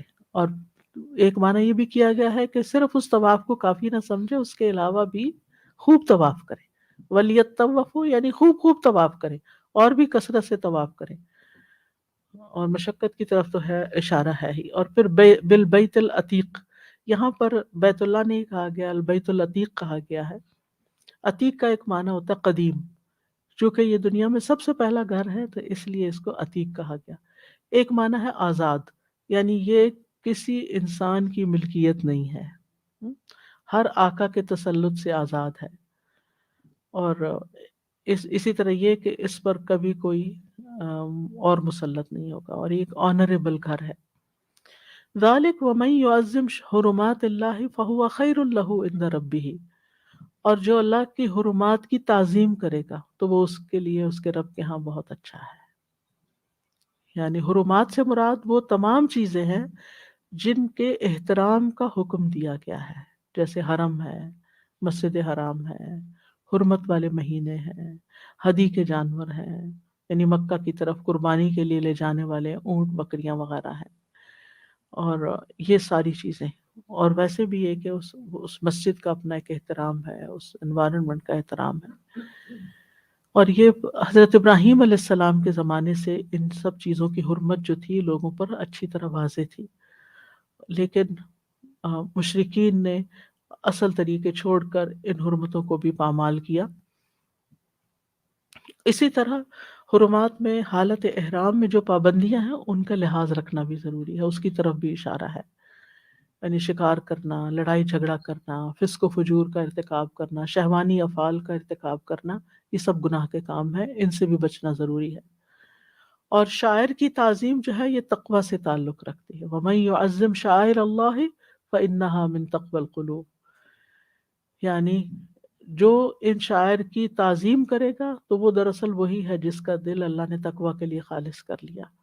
اور ویسے بھی آپ دیکھیں کہ ہمیں کیا حکم دیا گیا ہے کہ ساتھ کیا لے کر جائیں، یعنی ہم تیاری کرتے ہیں، سامان اکٹھا کرتے ہیں، مال متاع جمع کرتے ہیں، لیکن جو اہم ترین چیز ہے وہ ہے وَتَزَوَّدُوا فَإِنَّ خَيْرَ الزَّادِ التَّقْوَىٰ، یعنی حج کا پورا سفر اللہ سے ڈرتے ہوئے ادا کرنا چاہیے، اور کسی کے اوپر بھی کسی قسم کی کوئی ظلم و زیادتی نہیں کرنی چاہیے، نہ حقوق اللہ میں کوئی کمی کرنی چاہیے اور نہ حقوق العباد میں کوئی کمی کرنی چاہیے، یعنی بچ بچ کے احتیاط کے ساتھ، لا ضرر ولا ضرار، کہ نہ کسی کو نقصان دینے دیں اور نہ ہی خود کسی کو نقصان دیں۔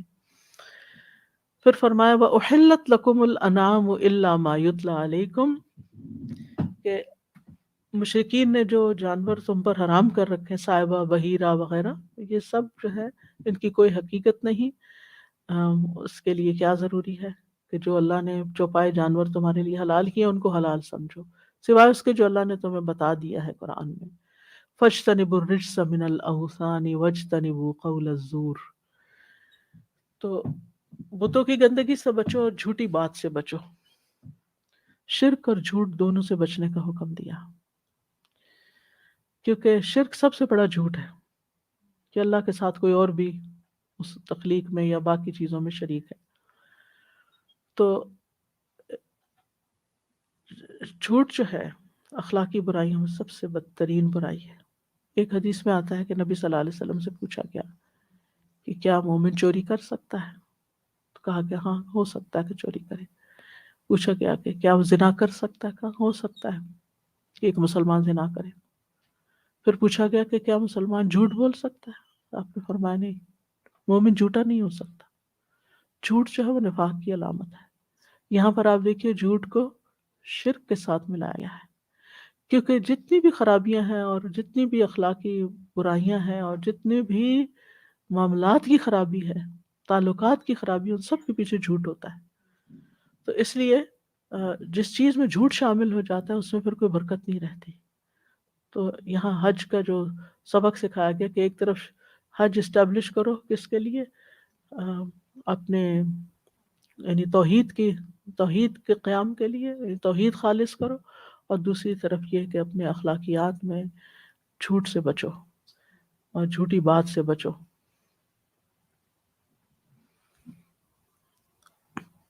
تو ان آیات سے جو باتیں ہمیں پتہ چلتی ہیں وہ مختصر دہرا دیتی ہوں کہ سب سے پہلے یہ کہ حج اور عمرے کے لیے جانا دراصل اللہ کی پکار پر لبیک کہنا ہے کہ لبیک اللہم لبیک، آپ نے بلایا اور میں حاضر ہو گیا۔ پھر حج کے لیے پیدل یا سوار ہو کر دونوں طرح جانا جائز ہے۔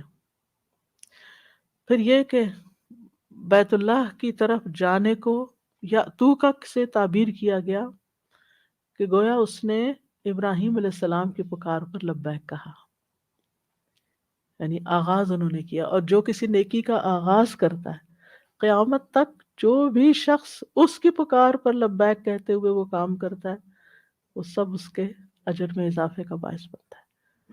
یعنی قیامت تک جتنے بھی لوگ بیت اللہ کی طرف جائیں گے، وہ ان سب کا ثواب جو ہے وہ ابراہیم علیہ السلام کو بھی ملے گا۔ یا اتو کا، وہ تمہارے پاس آ رہے ہیں، تمہارے کہنے پہ آ رہے ہیں۔ ابراہیم علیہ السلام خود اپنی زندگی میں ہر حج کے موسم میں بیت اللہ شریف جایا کرتے تھے، یعنی رہتے تو وہ تھے فلسطین کی طرف، لیکن وہ ضرور حج کرنے کے لیے جاتے تھے۔ پھر یہ ہے کہ حج کے دن معلوم ہے عشرہ ذوالحجہ کی فضیلت کا بھی انڈائریکٹلی یہاں ذکر ہو گیا ہے، لہٰذا ان دنوں کو غنیمت سمجھنا چاہیے۔ اور یہ اس لحاظ سے بھی بڑے اہم ہے کہ اس میں حج، ان دنوں میں حج بھی ہوتا ہے، ان دنوں میں قربانی بھی ہوتی ہے، ان دنوں میں روزہ بھی رکھا جا سکتا ہے سوائے 9 ذی الحج کے اور 10 عید والے دن کے۔ ان دنوں میں صدقہ خیرات کیا جا سکتا ہے، یعنی جتنی بھی عبادات کی قسمیں ہیں وہ ساری ان دنوں میں جمع ہو جاتی۔ اسی لیے والفجر ولیال نشر میں علماء نے اس کو یعنی ان 10 دنوں کا ذکر کیا۔ راتیں 10 رمضان کے آخر کی افضل ترین ہے، اور دن یہ سال بھر کے دنوں میں یہ دن افضل ہے، لہٰذا یہ بھی قریب ہیں، آنے والے ہیں، ہم سب کو بھی اس کی تیاری کرنی چاہیے، اور اس میں کیا کیا کرنا ہے پہلے سے پلان کر کے رکھنا چاہیے، کیونکہ ان دنوں میں پھر ہر نیکی کے کام کا اجر و ثواب کئی گنا زیادہ بڑھ جاتا ہے۔ تو اس لیے مواقع کو سوچنے میں کھو نہیں دینا چاہیے، پہلے سے پلان کرنا چاہیے۔ اب دیکھیں ہم اپنی ذاتی زندگی میں کسی کی شادی ہو بچے کی تو سالوں سے پلان شروع کر دیتے ہیں، کہیں ٹریول کرنا ہو تو پلاننگ شروع کر دیتے ہیں۔ تو اسی طرح نیکی کے جو موسم آتے ہیں، نیکی کے جو خاص مواقع آتے ہیں، ان کے لیے بھی بہت پہلے سے تیاری شروع کر دینی چاہیے۔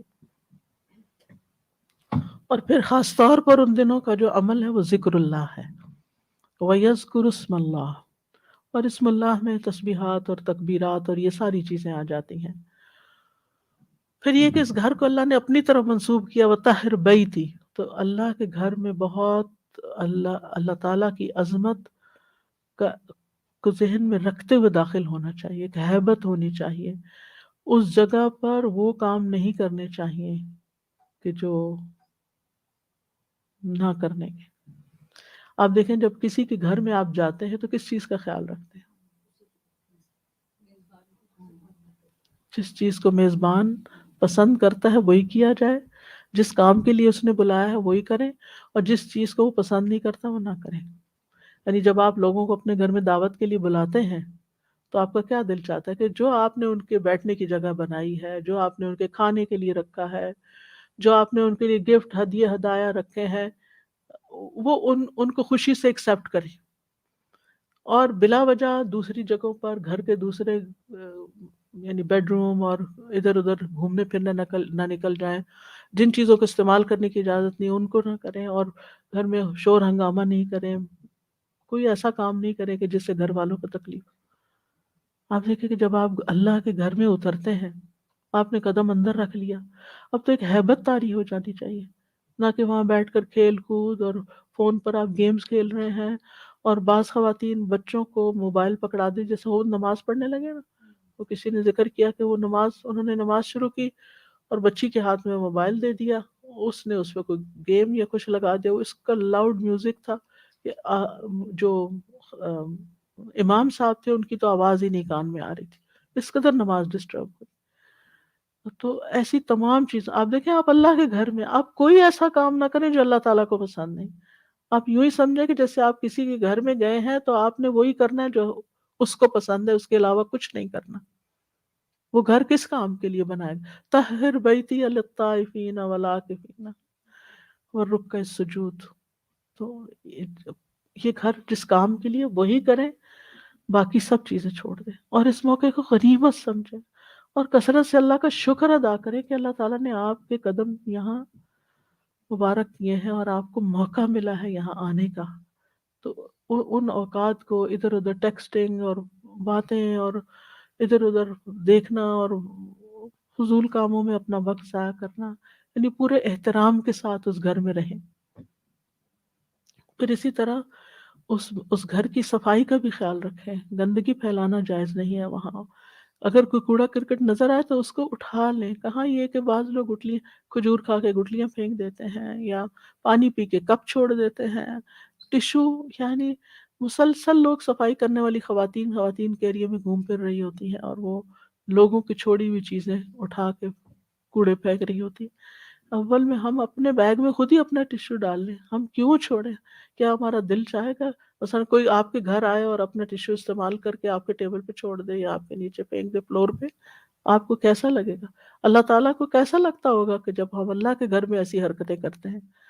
اور یعنی کسی بھی قسم کی کوئی ایسی ناجائز بات اور ناجائز کام، تو پھر اور خاص طور پہ آپ دیکھیں جو چیزیں آپ اپنے گھر میں بھی پسند نہیں کرتے وہ اللہ کے گھر میں بھی نہ کریں، اور اپنی توجہ رکوع اور سجود اور ان چیزوں کی طرف رکھیں۔ پھر ان آیتوں سے یہ بھی پتہ چلا کہ قربانی کے جانوروں سے انسان خود بھی کھا سکتا ہے۔ پھر یہ کہ نظر ماننا مشروع ہے، یعنی اس کی اجازت ہے، نیکی کے کاموں کا اپنے اوپر مقرر کر لینا اور اس کو پورا کرنا عبادت ہے اور فرض کے درجے میں ہے۔ اور پھر اسی طرح یہ ہے کہ یہ یاد رہے کہ نظر اور فدیہ میں سے خود کچھ نہیں کھایا جاتا۔ اگر قربانی کی نظر مانی ہے کہ اللہ کے راستے میں قربانی کروں گا، تو پھر اس ذبح شدہ جانور میں سے خود نہیں کھائیں، یا آپ نے فدیہ دیا ہے کوئی تو اس میں سے نہیں کھائیں گے۔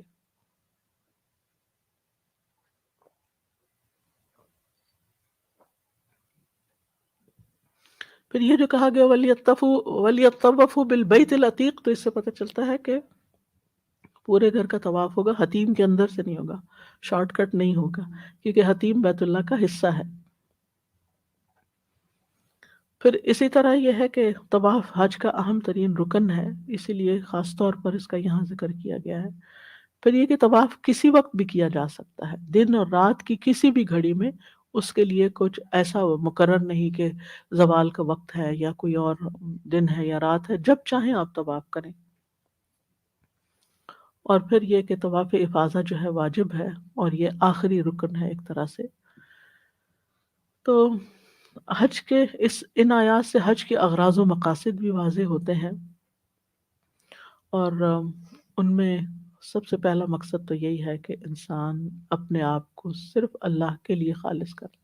جب ہم کہتے ہیں لبیک اللہم لبیک، کہ اللہ میں حاضر ہوں، تیرے لیے حاضر ہوں، تو بس پھر صرف اللہ کے لیے۔ وَلِلَّهِ عَلَى النَّاسِ حِجُّ الْبَيْتِ، صرف اللہ کے لیے حج البیت۔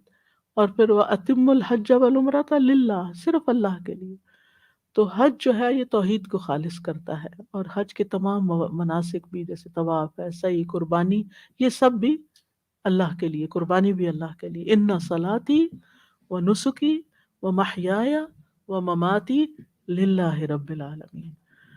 اور تلبیہ کے الفاظ پہ اگر آپ غور کریں، لبیک اللہم لبیک لبیک لا شریک لک لبیک ان الحمد والنعمت لک والملک لا شریک لک، میں حاضر ہوں اے اللہ، میں حاضر ہوں، میں حاضر ہوں، تیرا کوئی شریک نہیں، میں حاضر ہوں، بے شک ہر تعریف اور ہر نعمت اور ہر بادشاہت تیرے ہی لیے ہے، تیرا کوئی شریک نہیں۔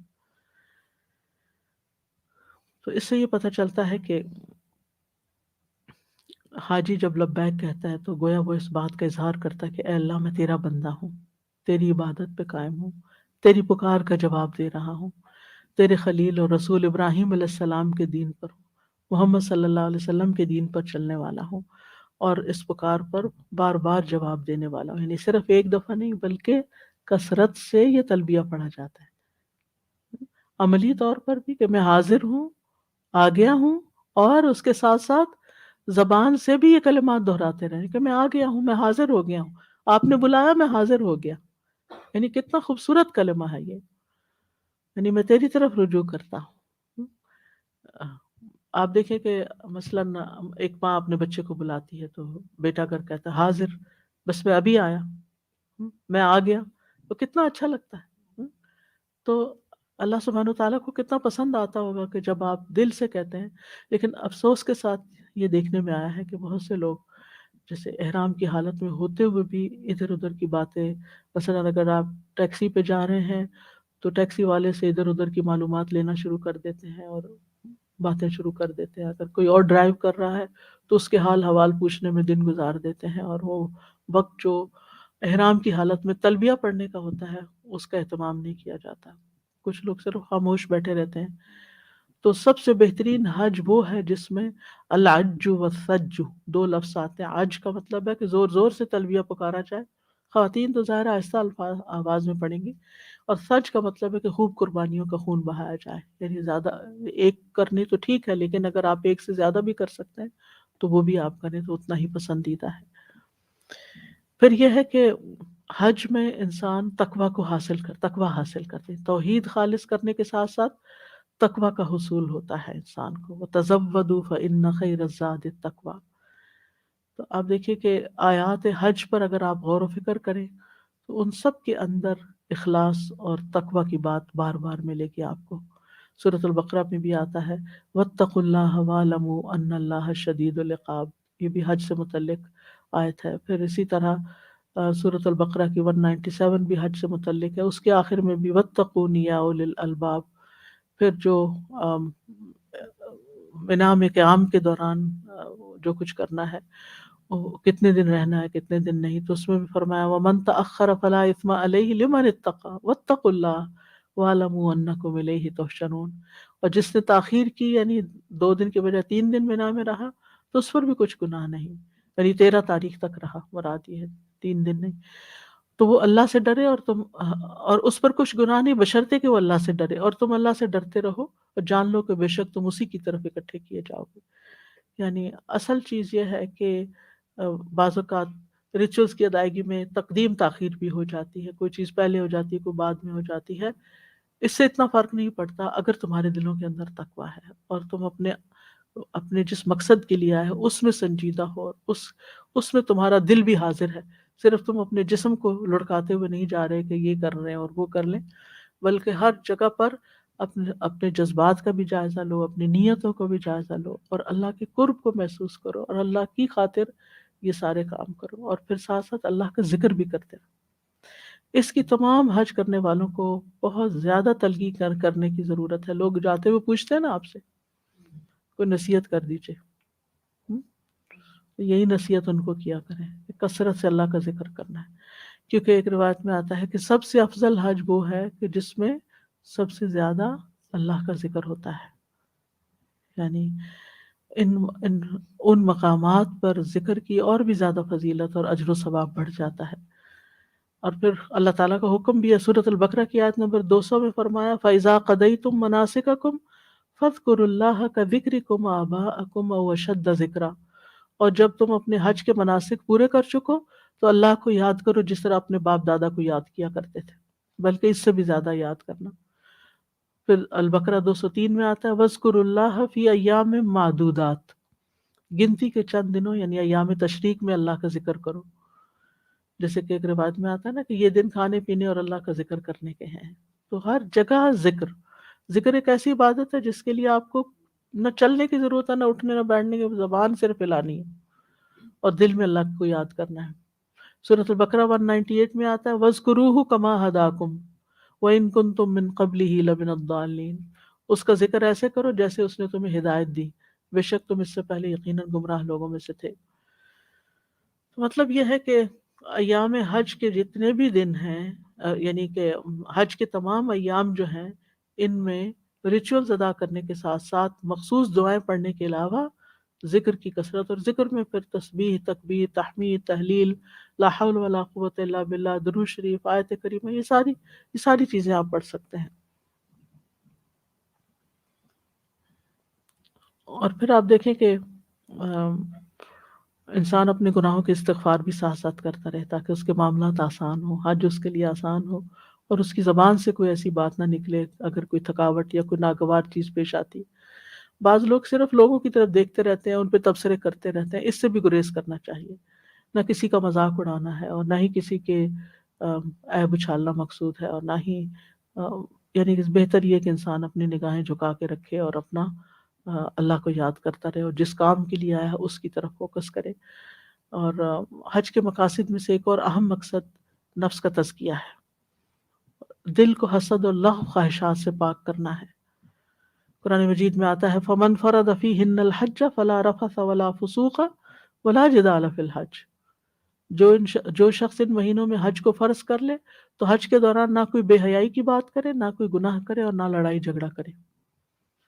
تو اس سے پتہ چلتا ہے کہ لڑائی جھگڑا کب ہوتا ہے، آپ غصے میں کب بولتے ہیں، جب آپ کے دل کے اندر کچھ ابل رہا ہوتا ہے نا، تو پھر وہ منہ سے بھی نکل آتا ہے۔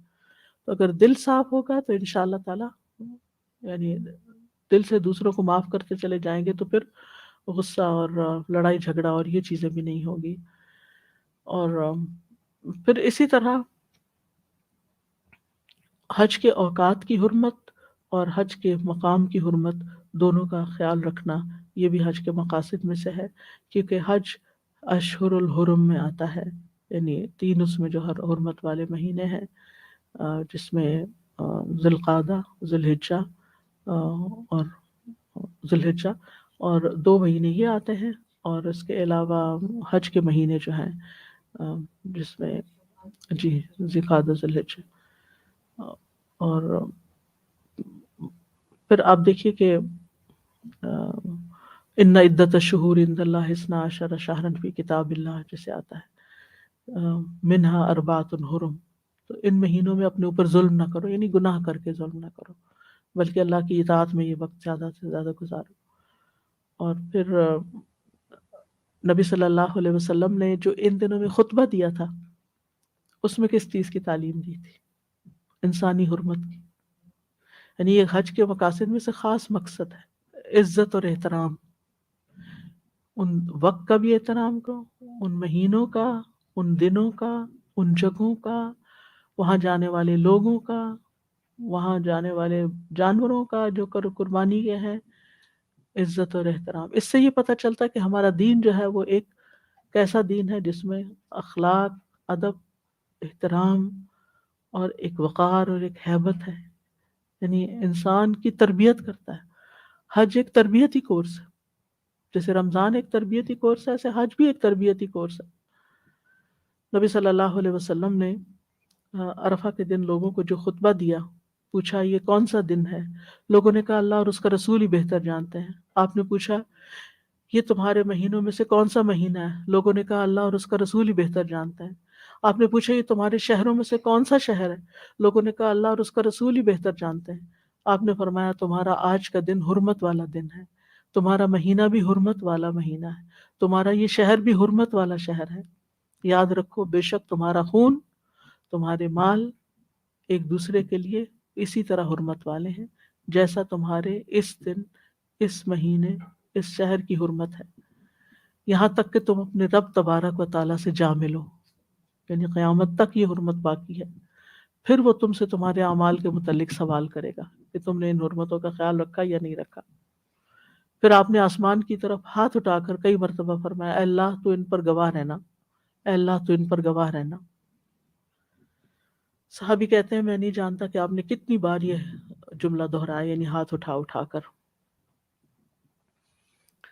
عام تو حرام کام اور غلط کام اور گناہ کے کام اور لغو کام عام دنوں میں بھی ناپسندیدہ ہے، منع ہے، لیکن حرمت والے مہینے میں، حرمت والے جگہ پر، حرمت والے دنوں میں یہ کام کرنا زیادہ گناہ کا باعث ہے۔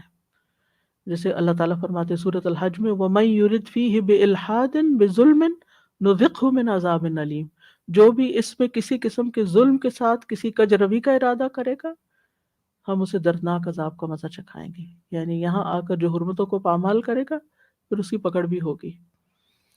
پھر اسی طرح حج کے مقاصد میں سے ایک مقصد یہ بھی ہے کہ انسان اللہ کا شکر گزار ہو کہ اللہ نے ہمیں اتنا خوبصورت دین دیا ہے کہ جس میں ہمیں اتنے بامقصد طریقے سے یہ پورا سفر کروایا اور بہت سے کام کروائے جس میں ہمارے سیکھنے کی بہت سی چیزیں تھیں اور دینی اور دنیاوی بہت سے فائدے، اور پھر جانوروں کی قربانی اور ان کا کھانا اور اللہ کی بڑائی بیان کرنا۔ کذالک سخرھا لکم لتکبروا اللہ علی ما ھداکم وبشر المحسنین، اور اسی طرح اس نے تمہارے لیے ان جانوروں کو مسخر کیا کہ تاکہ تم اللہ کی بڑائی بیان کرو، اللہ کا شکر ادا کرو اس طریقے پر جو اس نے تمہیں ہدایت دی، اور نیکی کرنے والوں کو خوشخبری سنا دیجیے۔ پھر اسی طرح حج کے مقاصد میں سے ایک یہ ہے کہ بندوں کے اندر صبر اور برداشت پیدا ہو۔ ایک مشقت کا سفر ہے جس میں اطاعت کے کام بھی کرنے ہیں اور بعض چیزوں سے پرہیز بھی کرنی ہے جو انسان کو پسندیدہ ہیں۔ لباس انسان کو اپنا بڑا اچھا لگتا ہے، خوشبو اچھی لگتی ہے، بیوی سے تعلق اچھا لگتا ہے، اور اپنے بال سنوارنے اچھے لگتے ہیں، ان سب چیزوں سے روک دیا گیا۔ تو اس سے بھی انسان کے اندر ایک صبر اور ایک برداشت کی چیز آتی ہے۔ پھر اسی طرح جو مناسک حج کی ادائیگی ہے اس میں بھی کچھ مشقت آمیز کام، اور ایک خاص چیز جو سب سے پہلے حج میں نے سیکھی تھی وہ یہ تھی کہ قیامت کی یاد آ جاتی ہے۔ کسی مقام پر اتنے سارے لوگوں کا اکٹھے ہونا اور ہر ایک کو اپنی اپنی پڑی ہونا، یہ قیامت کے دن کا منظر پیش کرتا ہے، خصوصاً منا کا دن جب آپ کنکریاں مارنے کے لیے جاتے ہیں اور لوگوں کی ایک بھیڑ ہوتی ہے، اور ہر شخص اس بات کے لیے فکر مند ہوتا ہے کہ اس کی کنکریاں صحیح طور پر شیطان کو لگ جائیں۔ یعنی اس دن جتنی میں نے موت قریب دیکھی اور جتنا مجھے آخرت کا خیال آیا اور ایکسپیرینس جیسے کیا کہ حشر کا میدان کیا ہوگا، حالانکہ یہاں تو سورج بہت دور تھا لیکن اس کے باوجود گرمی کا جو عالم تھا۔ اب تو خیر ساری بلڈنگز بن گئی ہیں، سائے میں آ گئے ہیں یہ سارے کنکریاں مارنے والی جگہ، لیکن پہلے ایسا نہیں تھا، سخت دھوپ کے اندر لوگ کنکریاں مارا کرتے تھے، اور ایز زوال کے فوراً بعد کنکریاں ماری جاتی ہیں تو اس میں بھی شدید ترین گرمی، چاہے کیونکہ اس وقت وہ ایسا وقت ہوتا ہے کہ آپ چھتری نہیں رکھ سکتے ساتھ، یعنی اتنا کراؤڈ ہوتا ہے کہ چھتری رکھنا جو ہے وہ، یعنی خصوصاً جب آپ اس کے قریب جاتے ہیں تو، لیکن اب تو الحمدللہ اس میں ایئر کنڈیشننگ ہے اور بہت سی سہولتوں کی اور بہت سے لیولز بن گئے ہیں جس کی وجہ سے کراؤڈ سپلٹ بھی ہو جاتا ہے اور آسانی بھی ہو گئی ہے۔ بہرحال عرفہ کا دن بھی اور جبل نور پر جب لوگ، جبل عرفات کے اوپر جب لوگ اکٹھے ہوتے ہیں تو یہ ساری چیزیں آخرت کی یاد بھی دلاتی ہیں۔ چند چیزیں حج کے احکام اور مسائل میں سے بھی بیان کر دیتی ہوں۔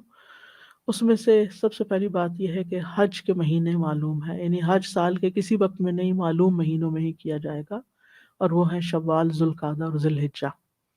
یعنی شوال کے مہینے میں اگر کوئی احرام پہن کے حج کی نیت سے جاتا ہے اور پھر عمرہ کر کے احرام کھول دیتا ہے اور جب حج آتا ہے تو اس کا حج حج تمتع ہوگا۔ ہاں اگر کوئی رمضان میں گیا ہے تو پھر اس کا حج صرف حج افراد ہوگا اگر وہ حج تک وہاں رکتا ہے، الا یہ کہ وہ باہر نکل کے پھر میقات سے آئے اور عمرہ بھی حج کے ساتھ ملائے۔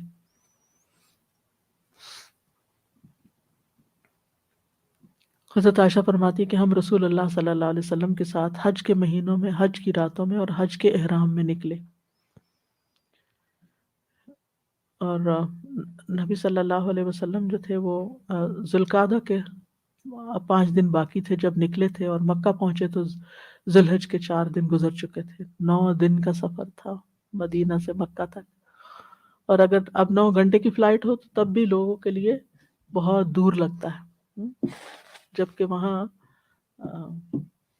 اگر تھوڑا انتظار کرنا پڑے تو اس میں بھی لوگ پریشان ہو جاتے ہیں. ٹھیک ہے، تکلیف اور پریشانی ہوتی ہے، لیکن انسان کو صبر سے کام لینا چاہیے، اپنی زبان کو بند رکھنا چاہیے. سب سے بڑی خرابی زبان سے شروع ہوتی ہے. ہائے بائے پکارنے کی بجائے اور الحمدللہ ہی زبان سے نکلتا جائے. کوئی بھی تکلیف ہو، کھانا نہیں مل رہا یا پانی نہیں مل رہا یا تھکاوٹ ہو گئی ہے یا کچھ، بس الحمدللہ، اللہ کا شکر ہے الحمدللہ. کیونکہ اگر ایک بولتا نا میں تھک گیا ہوں تو دوسرا بھی کہتا ہاں میں بھی تھک گیا ہوں، اور وہ جس کو نہیں بھی تھکاوٹ ہو بھی تھک جاتا ہے. تو اس لیے ایسے منفی لفظ نہیں نکالنے چاہیے، اور نہ ہی ایک دوسرے سے پوچھنا چاہیے کہ تھک گئے ہو، بہت تھک گئے ہو. obviously سبھی تھک جاتے ہیں کسی نہ کسی طرح. تو حج کا احرام صرف حج کے مہینوں میں ہی باندھنا چاہیے. ٹھیک ہے. حج کی شرائط میں سے پہلی ہے مسلمان ہونا. حج صرف مسلمان پر فرض ہے. اگر کسی نے اسلام کے بغیر حج کیا صرف ایک تجربے کے طور پر تو اس کا حج فرض ادا نہیں ہوا. عاقل ہونا، بالغ ہونا. نابالغ بچے اور بچی پہ حج فرض نہیں، لیکن اگر بچے نے بلوغت سے پہلے حج کر لیا تو حج صحیح ہے اور یہ نفلی ہوگا، پھر بڑا ہو کر وہ اپنا فرض ادا کرے گا. یعنی بلوغت سے پہلے حج ادا نہیں، فرض ادا نہیں ہوتا.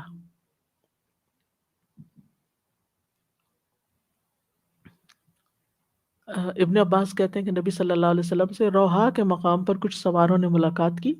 آپ نے پوچھا تم کون سی قوم سے ہو؟ انہوں نے کہا ہم مسلمان ہیں. پھر آپ نے پوچھا کہ آپ کون ہیں؟ انہوں نے پوچھا کہ آپ کون ہیں؟ آپ نے فرمایا میں اللہ کا رسول ہوں. تو ان میں سے ایک عورت نے اپنے بچے کو اٹھا کر عرض کیا اس کا بھی حج ہو جائے گا؟ آپ نے فرمایا ہاں، اور اس کا اجر تمہیں ملے گا، یہ تم اٹھا کے کر رہی ہو اس کو. پھر اسی طرح آزاد ہونا. غلام کا حج جو ہے اگر اس نے کیا بھی ہے غلامی میں، پھر اگر وہ آزاد ہو جائے تو اس کو اپنا فریضہ ادا کرنا ہوگا. پھر استطاعت ہونا، یعنی صحت اور تندرستی ہونا اور مالی استطاعت ہونا دونوں ضروری ہیں. اگر کوئی شخص ایسی بیماری میں مبتلا ہے کہ اس کو یوں لگتا ہے کہ وہ حج نہیں کر پائے گا لیکن جانا بھی چاہتا ہے، شوق رکھتا ہے، تو وہ مشروط احرام باندھ لے. یعنی وہ شرط رکھ لے کہ اللہم محلی حیث حبستنی، اللہ میں اس وقت حلال ہو جاؤں گی جب تو مجھے روک لے گا. پھر مالدار جو ہے، صاحب استطاعت جو ہے، اس پر حج فرض ہے. لہٰذا جو ہی انسان کے پاس استطاعت ہو، بیت اللہ تک جانے اور واپس آنے کا خرچ ہو، پیچھے اپنے گھر والوں کے لیے نان نفقہ ہو، تو اسے چاہیے کہ وہ حج کا ارادہ کر لے. اور پھر اسی طرح یہ ہے کہ کوئی قرض اس پر نہ ہو، پہلے قرض ادا کرے اور لوگوں کے حقوق پورے کرے اور اس کے بعد حج کے لیے جائے. اور شرعی خرچ اور نفقہ سے مراد یہ ہے کہ انسان اپنے اہل و عیال کا خرچہ، جس کے اوپر خرچ کرنے کی اس پہ ذمہ داری ہے، یعنی بیوی بچوں کا خرچ، اور اتنا کہ جس سے وہ گزارا کر لے، اس میں فضول خرچی اور اسراف نہ ہو. اور عورتوں کے لیے مزید 2 شرائط ہیں، جس میں محرم کا ساتھ ہونا اور حالت عدت میں نہ ہونا. بعض اوقات ایسا ہوتا ہے نا کہ آپ نے ساری بکنگ وغیرہ کرا لی اور ہسبینڈ فوت ہو گئے، اور اب آپ کیا کریں؟ وہ تو نہیں گئے اور اب آپ کیا چلے جائیں؟ نہیں، آپ بھی نہیں جائیں گے، کیونکہ حالت عدت میں عورت کو نہیں جانا چاہیے. پھر حج کی جو اقسام ہیں وہ 3 ہیں: حج افراد، حج قران اور حج تمتع. حج افراد میں عمرے کے بغیر صرف حج کی نیت کی جاتی، جیسے مکہ میں رہنے والے لوگ عام طور پر کرتے ہیں. اور یہ حج کے دنوں میں حج کا احرام باندھے گا یہ شخص، اور پھر رمی جمرات تک احرام ہی کی حالت میں رہے گا. پھر سر منڈوا کے طواف کر کے صحیح کر کے اپنا احرام کھول دے گا. اہل مکہ کے علاوہ اگر کوئی اور بھی ایسا کرنا چاہے کہ صرف حج کرنا چاہے، عمرہ نہ کرنا چاہے، تو کر سکتا ہے، یعنی خالی حج کر. لیکن پسندیدہ کیا ہے؟ حج تمتع، کہ جس میں انسان پہلے حج کے مہینوں میں عمرہ کرے اور پھر احرام کھول دے اور پھر حج کے دنوں میں حج کا احرام دوبارہ پہنے. اور حج قران کیا ہے؟ کہ میقات سے عمرہ اور حج دونوں کی نیت سے اکٹھا احرام باندھنا اور قربانی کا جانور ساتھ لے جانا. بہرحال عام طور پر جو لوگ جاتے ہیں وہ حج تمتع ہی کرتے ہیں. اور اس میں اگرچہ تینوں قسم کا جواز موجود ہے، لیکن نبی صلی اللہ علیہ وسلم نے خود قران کیا، لیکن آپ کی خواہش تھی کہ آپ تمتع کرتے. اور یہ ہے کہ آپ صلی اللہ علیہ وسلم نے یہ بھی فرمایا کہ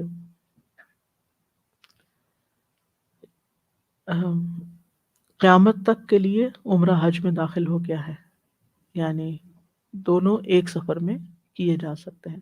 بہرحال یہاں کچھ چیزیں وضاحت طلب ہیں، وہ وقت کے ساتھ ساتھ انشاءاللہ میں آگے آپ کو بتاؤں گی تھوڑی سی ڈیٹیلز. وآخر دعوانا ان الحمد للہ رب العالمین. سبحانک اللہم وبحمدک اشہد ان لا الہ الا انت استغفرک واتوب الیک. اگر کوئی چیز آپ ایڈ کرنا چاہیں تو آپ ضرور ذکر کیجیے. جی چیز کی وضاحت کر دیجیے. یہ جو پیدل سفر کا حج تھا نا، تو یہ اپنے مقام سے یا پھر حج کے جو جہاں مینا سے نکلتے ہیں وہ پیدل؟ دونوں طرح کا، دونوں. بعض کیونکہ لوگ اپنے علاقے سے بھی نکلتے ہیں تو پیدل نکلتے ہیں. جو ہم یہاں سے تو جہاز سے جائیں گے، لیکن جب وہاں سے حرم سے پھر مینا سے پوری جی جو کریں گے پھر وہ بھی وہ ہو پیدل. سکتا ہے، وہاں بھی ہو سکتا ہے. کئی لوگ جاتے ہیں کیونکہ وہ کہتے ہیں کہ گاڑیوں پہ رش بہت ہے تو پیدل ہی تو نکل جاتے وہ پیدل میں آ جائے ہیں. گا آ نا. جاتا ہے. جی اچھا، ایک کوشچن اور بھی تھا کہ ایسا کوئی شخص فوت ہو جائے جس کے اوپر مالی استطاعت کی وجہ سے حج فرض نہیں تھا، لیکن اس کا کوئی قریبی رشتہ دار اس کی طرف سے حج کرنا چاہے تو کیا وہ کر سکتا ہے؟ تو وہ اس کا نفلی حج ہوگا مرنے والے کا، یا اس کا کیسا کاؤنٹ جس پہ ہوگا؟ حج ہے ہی نہیں اس کا حج کیا ادا کریں گے؟ اچھا، لیکن بعض دفعہ بچوں کو خواہش ہوتی ہے کہ اس وقت ماں بس وہ باپ کے بچے پاس حج پیسے کریں، نہیں رہے. اپنے لیے کریں اور ان کے لیے دعائیں کریں. اچھا جی، بس یہ. جی السلام علیکم. جزاک اللہ خیر استاذہ جی، بہت ہی انفارمیٹیو سب چیز تھی. کچھ چیزیں ان کے حوالے سے. نمبر 1 کہ جب آپ لبیک کہتے ہیں تو میری فیلنگ تھی کہ جب آپ لبیک کہہ لیتے ہیں تو آپ کے آداب وہیں سے شروع ہو جاتے ہیں. آپ اپنے آپ کو اس جگہ پر جیسے حاضر کرتے ہیں جہاں پہ آپ، جیسے آپ کوئی سی کلاس میں اٹینڈ کر رہے ہوتے ہیں یا کوئی مجلس میں آپ دینی مجلس میں اٹینڈ کرتے ہیں، تو آپ اس کے اندر ماحول میں آ جاتے ہیں. لیکن پھر بھی شیطان وہاں سے آتا ہے جہاں سے ہمیں بالکل اندازہ بھی نہیں ہوتا. اور میں نے دیکھا وہاں لوگوں کو لڑتے ہوئے، خاص طور پہ مینجمنٹس کے ساتھ، اور مینجمنٹ کے ساتھ ایسے ہی لڑیں کہ یہاں بیٹھنے نہیں دے رہے یا یہ نہیں کرنے دے رہے. ان کو پتہ ہے کہ اپنا کیسے کام کرنا ہے، کیا کر رہے ہیں وہ ان لوگ. سے تعاون کرنا چاہیے. جی، بجائے اس کے کہ ان کو باتیں کرنی، ان کو غصے سے بولنا، ان کو ایون دھکے دینا، اور یہ سب پھر وہ اخلاق بھول جاتے ہیں. اور دوسری چیز کہ ہمیں جھجک آتی ہے دوسری قوموں سے بات کرتے ہوئے، ان سے ملتے ہوئے. تو آگے ہو کے اگر ہم ان سے ملیں، جیسے آج آپ نے ذکر کیا، تو وہ ڈاکٹر ذکیہ کا جو پورا گروپ تھا وہ مجھے اتفاق ہوا ان کے ساتھ افطار کرنے کا. تو سبحان اللہ استاذہ جی، وہ سارے انہوں نے سنت کے مطابق چیزیں رکھی ہوئی تھیں افطاری کے لیے. مطلب دہی اور دودھ اور اس قسم کی چیزیں تھیں، ساری سب ہیلدی ایٹنگ. اور وہ جو ایک دوسرے کو، وہ ان کی جو گفتگو تھی وہ یہ تھی کہ اس قاری نے ابھی پڑھا اور اس نے ابھی یہ تراویاں پڑھانی ہیں، اور یہ جو قاری ہے اس نے کہاں تعلیم حاصل کی ہے. مطلب کہ ہم کیا سوچ رہے ہوتے ہیں. اور وہ ماشاءاللہ سے بیٹھی تھی اور ڈاکٹر ذکیہ اور سب ہم لوگ باتیں کر رہے تھے. وہ لوگ آ رہے تھے ڈاکٹر ذکیہ سے پوچھ رہے تھے، کوئی بیمار تھا کچھ تھا، تو ان لوگوں نے وہاں پر انتظامیہ نے قہوہ بنایا ہوا تھا، جو کیونکہ وہاں کووڈ تھا، گلا خراب تھا، تو وہ ادرک والے قہوے لوگوں کو بانٹ رہے تھے. یہ تو سارے حرم میں ہوتا ہے. جی ماشاءاللہ، سارے حرم میں مختلف لوگ جو ہیں پانی اور وہ چیزیں تقسیم کرتے ہیں. بالکل سبحان اللہ. السلام علیکم ورحمۃ اللہ وبرکاتہ. وعلیکم. استاذہ جی، یہ جو طواف اور نماز والی بات آپ نے کی ہے نا، یہ تو ایک دم دماغ کو ایسے جا کے رکھی کہ ہم نے کبھی طواف کو ایسے سوچا ہی نہیں. میں خود بھی ہم طواف کرتے ہیں، لیکن یہ نہیں سوچتے کہ جس طرح نماز میں ہم نے اپنے جسم کو، دماغ کو، آنکھوں کو فوکس رکھنا ہے، خوشبو. ویسے طواف کے دوران بھی رکھنا ہے. اور دوسری بات یہ کہ استاذہ اپنا سامان اکٹھا کرتے وقت یہ ضرور دیکھنا چاہیے کہ ہمارے بیگز کے اوپر کوئی چیزیں تو نہیں بنی. وہاں میں حرم میں گئی اور وہ عورت کعبہ کی تصویر کھینچ رہی تھی، اور اتنی بڑی فیرو کی تصویر، اور اس کا نام بھی لکھا ہوا تھا. تو میں اس کے پاس گئی، میں نے کہا میری پیاری بہن، وہ کوئی اور تھی، میں نے انگلش میں اس کو کہا میں نے اسے کہا کہ you know who this is, and she said yeah I know فیرو. میں نے کہا پتہ ہے کہ یہ اللہ کا دشمن ہے. آپ اس جگہ پہ جہاں اللہ کو راضی کرنے کے لیے آتے ہیں، آپ اس کی تصویر اتنی بڑی تھی. میں نے کہا کوئی بھی بیگ لے لیں، 5 ریال 10 ریال کا آ جائے گا. آپ کہتی ہیں میں لا دیتی ہوں، پر یہ تو نہ لاؤ. دوسرا یہ کہ دوسروں کے بیگز کے اوپر ان کی آئیڈینٹی کی تصویریں اتنی زیادہ ہو گئی ہیں، اتنا دکھ ہوتا ہے, پکڑ پکڑ کے اوپر رکھتے ہیں کہ نماز ہو رہی ہے تو رکھ دیں, لیکن انہوں نے ایک طریقہ بنا لیا, اس کو اپوزٹ بھی کرتے ہیں, دوسری طرف بھی کرتے ہیں, کوئی حرج نہیں ہوتا. لیکن سبحان اللہ there are so many things کہ جو آپ لوگوں کو, اور یہ ریسنٹلی زیادہ شروع ہوئی. تو اصل میں تو ساتھ تقویٰ لے کے جانا ہے. تقویٰ وہ کیفیت ہوتی ہے جو آپ کو یہ بتاتی ہے کہ یہاں کیا کرنا ہے اور کیا نہیں کرنا. وہ اللہ کے ڈر سے آپ بہت سی چیزوں کو فیصلہ خود بھی کرتے ہیں. اگر آپ کے احکامات نہیں بھی پتہ ہوتے تو آپ کا دل آپ کو بتا رہا ہوتا ہے. اور تقویٰ کیا ہے, شک والی چیز بھی چھوڑ دو. ایک اور بتا سکتی ہوں, میں حرم میں مسجد نبوی میں گئی تو وہاں پر اب یہ مجھے وہاں پتہ چلا کہ آئندہ میں نے کبھی کسی کی چیز کو بغیر اجازت کے ہاتھ نہیں لگانا, کیونکہ حرم میں ایسے نیچے قرآن رکھتے ہیں تو آپ اٹھا کے ایک دم ان کو سٹینڈ دے دیتے ہیں, کچھ دے دیتے ہیں, کوئی برا نہیں مناتا. لیکن میرے ساتھ وہ عورت آئی اور میں نے نہیں دیکھا اس کی شکل کو, لیکن اس نے زمین پہ قرآن رکھا تو میں نے ایسے بسم اللہ کر کے اس کو اٹھانے لگی. اس نے میرے سے قرآن چھینا اور اس نے, وہ میوٹ اور ڈیف اور میوٹ تھی, اس نے مجھے اتنا غصہ کیا اور میں آرام سے بیٹھی ہوئی, اوکے سوری, لیکن اس کو میرے ساری عورتیں مجھے دبانے لگی کہ جواب نہ دینا. میں نے کہا مجھے پتہ ہے. اور پھر اس نے کیا کیا کہ جب وہ نماز پڑھی, استاذہ یقین کرے کہ میں ابھی بھی مجھے رونا آتا ہے وہ سوچ کے کہ اللہ سبحانہ وتعالیٰ کیسے لوگوں کو پہنچاتا ہے. She wasn't able to stand properly. جب وہ نماز کے لیے کھڑی ہوئی تو اس کا دوسرا پیر زور زور سے زمین پہ لگ رہا تھا, وہ کنٹرول نہیں کر سک رہی تھی, وہ بول نہیں سکتی, وہ سن نہیں سکتی, لیکن جس طرح وہ دعائیں کر رہی تھی اللہ سبحانہ وتعالیٰ سے, میں اتنی حیران ہوئی کہ اللہ سبحانہ وتعالیٰ کہاں سے آپ اٹھا کے کس بندے کو ادھر تک لاتے ہیں. اور وہ سبحان اللہ, یہ سارے مشاہدے, یعنی وہاں جا کر بہت سی چیزیں مشاہدے سے سیکھتا ہے انسان, سبق حاصل کرتا ہے. استادہ میں اپنا ایک ایکسپیرینس بتانا چاہ رہی ہوں کہ جب میں بنا علم کے صرف ریچولز کے طور پہ بھی میں جب عمرہ کرنے گئی, ایک شوق تھا جانے کا, تو اللہ تعالیٰ کی ایسی یقینی کیفیت کی جو آپ بات کری تھے نا, وہ ہم لوگ کو 2-3 ایکسپیرینس پوری فیملی کو ایسا ہوا کہ میری بیٹی جاتے ساتھ اس کو ہم نے ایک وقت کا ہی وہاں پہ ڈنر وغیرہ کچھ لیا ہوگا اور اس کو وومیٹنگ شروع ہو گئی. وومیٹنگ ایسی ہوتی تھی کہ نارمل پانی نہیں لیکن آب زمزم رہ جاتا تھا. کبھی بھی اگر اس کو زمزم کا 2 گھوٹی پیتی تھی وہ نہیں نکلتا تھا. وہ خود بات, پہلے 2 دن تو پتہ نہیں چلا, پھر اس کے بعد بننے لگی کہ ماما جو آپ زمزم دیتی ہے نا, جب جا کے میں مکہ معظمہ میں زمزم پیتی ہوں وہاں وہ مجھے نہیں نکلتا ہے. اور یہ ایسا باقاعدہ ہم لوگ 5 دن یا 7 days شاید, کیونکہ 7 days 8 ویسے ہی رہی, کمزوری نہیں آئی ماشاءاللہ, صرف زمزم رہتی تھی, باقی کوئی کھانا نہیں کھاتی تھی, اور ہیلدی ماشاءاللہ. ہم لوگ مدینہ منورہ کے لے کے اور وہاں سے لوٹے. سبحان اللہ. سر جی میں یہ سوچ رہی تھی کہ حج کا ایک ایک رکن جو ہے وہ ابراہیم علیہ السلام کی لیگیسی ہے نا. ابراہیم علیہ السلام نے جو کیا, پورے قرآن میں ہم نے ابراہیم علیہ السلام کے بارے میں بے شمار چیزیں پڑھی, لیکن جو سب سے زیادہ ہر چیز میں شامل ہو جاتا ہے وہ ان کا فوکسڈ ہونا, حنیفاً مسلماً. تو حج کے تمام ارکان واقعی انسان اگر فوکس ہو کے کرے تو اس کا کیا ہی اس کو ریوارڈ حاصل ہوگا. جو ابراہیم علیہ السلام کا آج آپ نے جیسے فرمایا کہ اللہ تعالیٰ نے ان کی طرف منسوب کر دیا سارا کچھ, لوگوں کا آنا اور سب, اور ابراہیم علیہ السلام کو اللہ تعالیٰ نے کیا مقام دیا, بیت المعمور کے پاس انہیں اللہ تعالیٰ نے جگہ عطا فرمائی.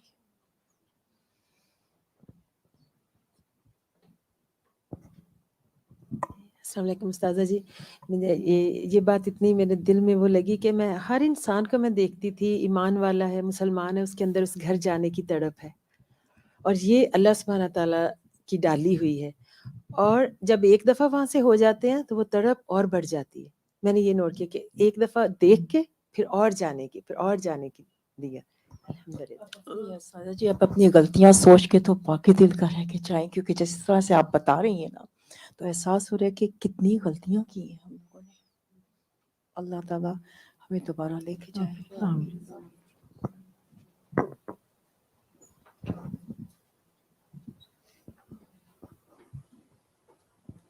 اوکے. سبحانک اللہم و بحمدک, اشہد ان لا الہ الا انت, استغفرک و اتوب الیک. السلام علیکم و رحمۃ اللہ وبرکاتہ. اللهم صل على محمد وعلى آل محمد كما صليت على إبراهيم وعلى آل إبراهيم إنك حميد مجيد. اللهم بارك على محمد وعلى آل محمد كما باركت على إبراهيم وعلى آل إبراهيم إنك حميد مجيد.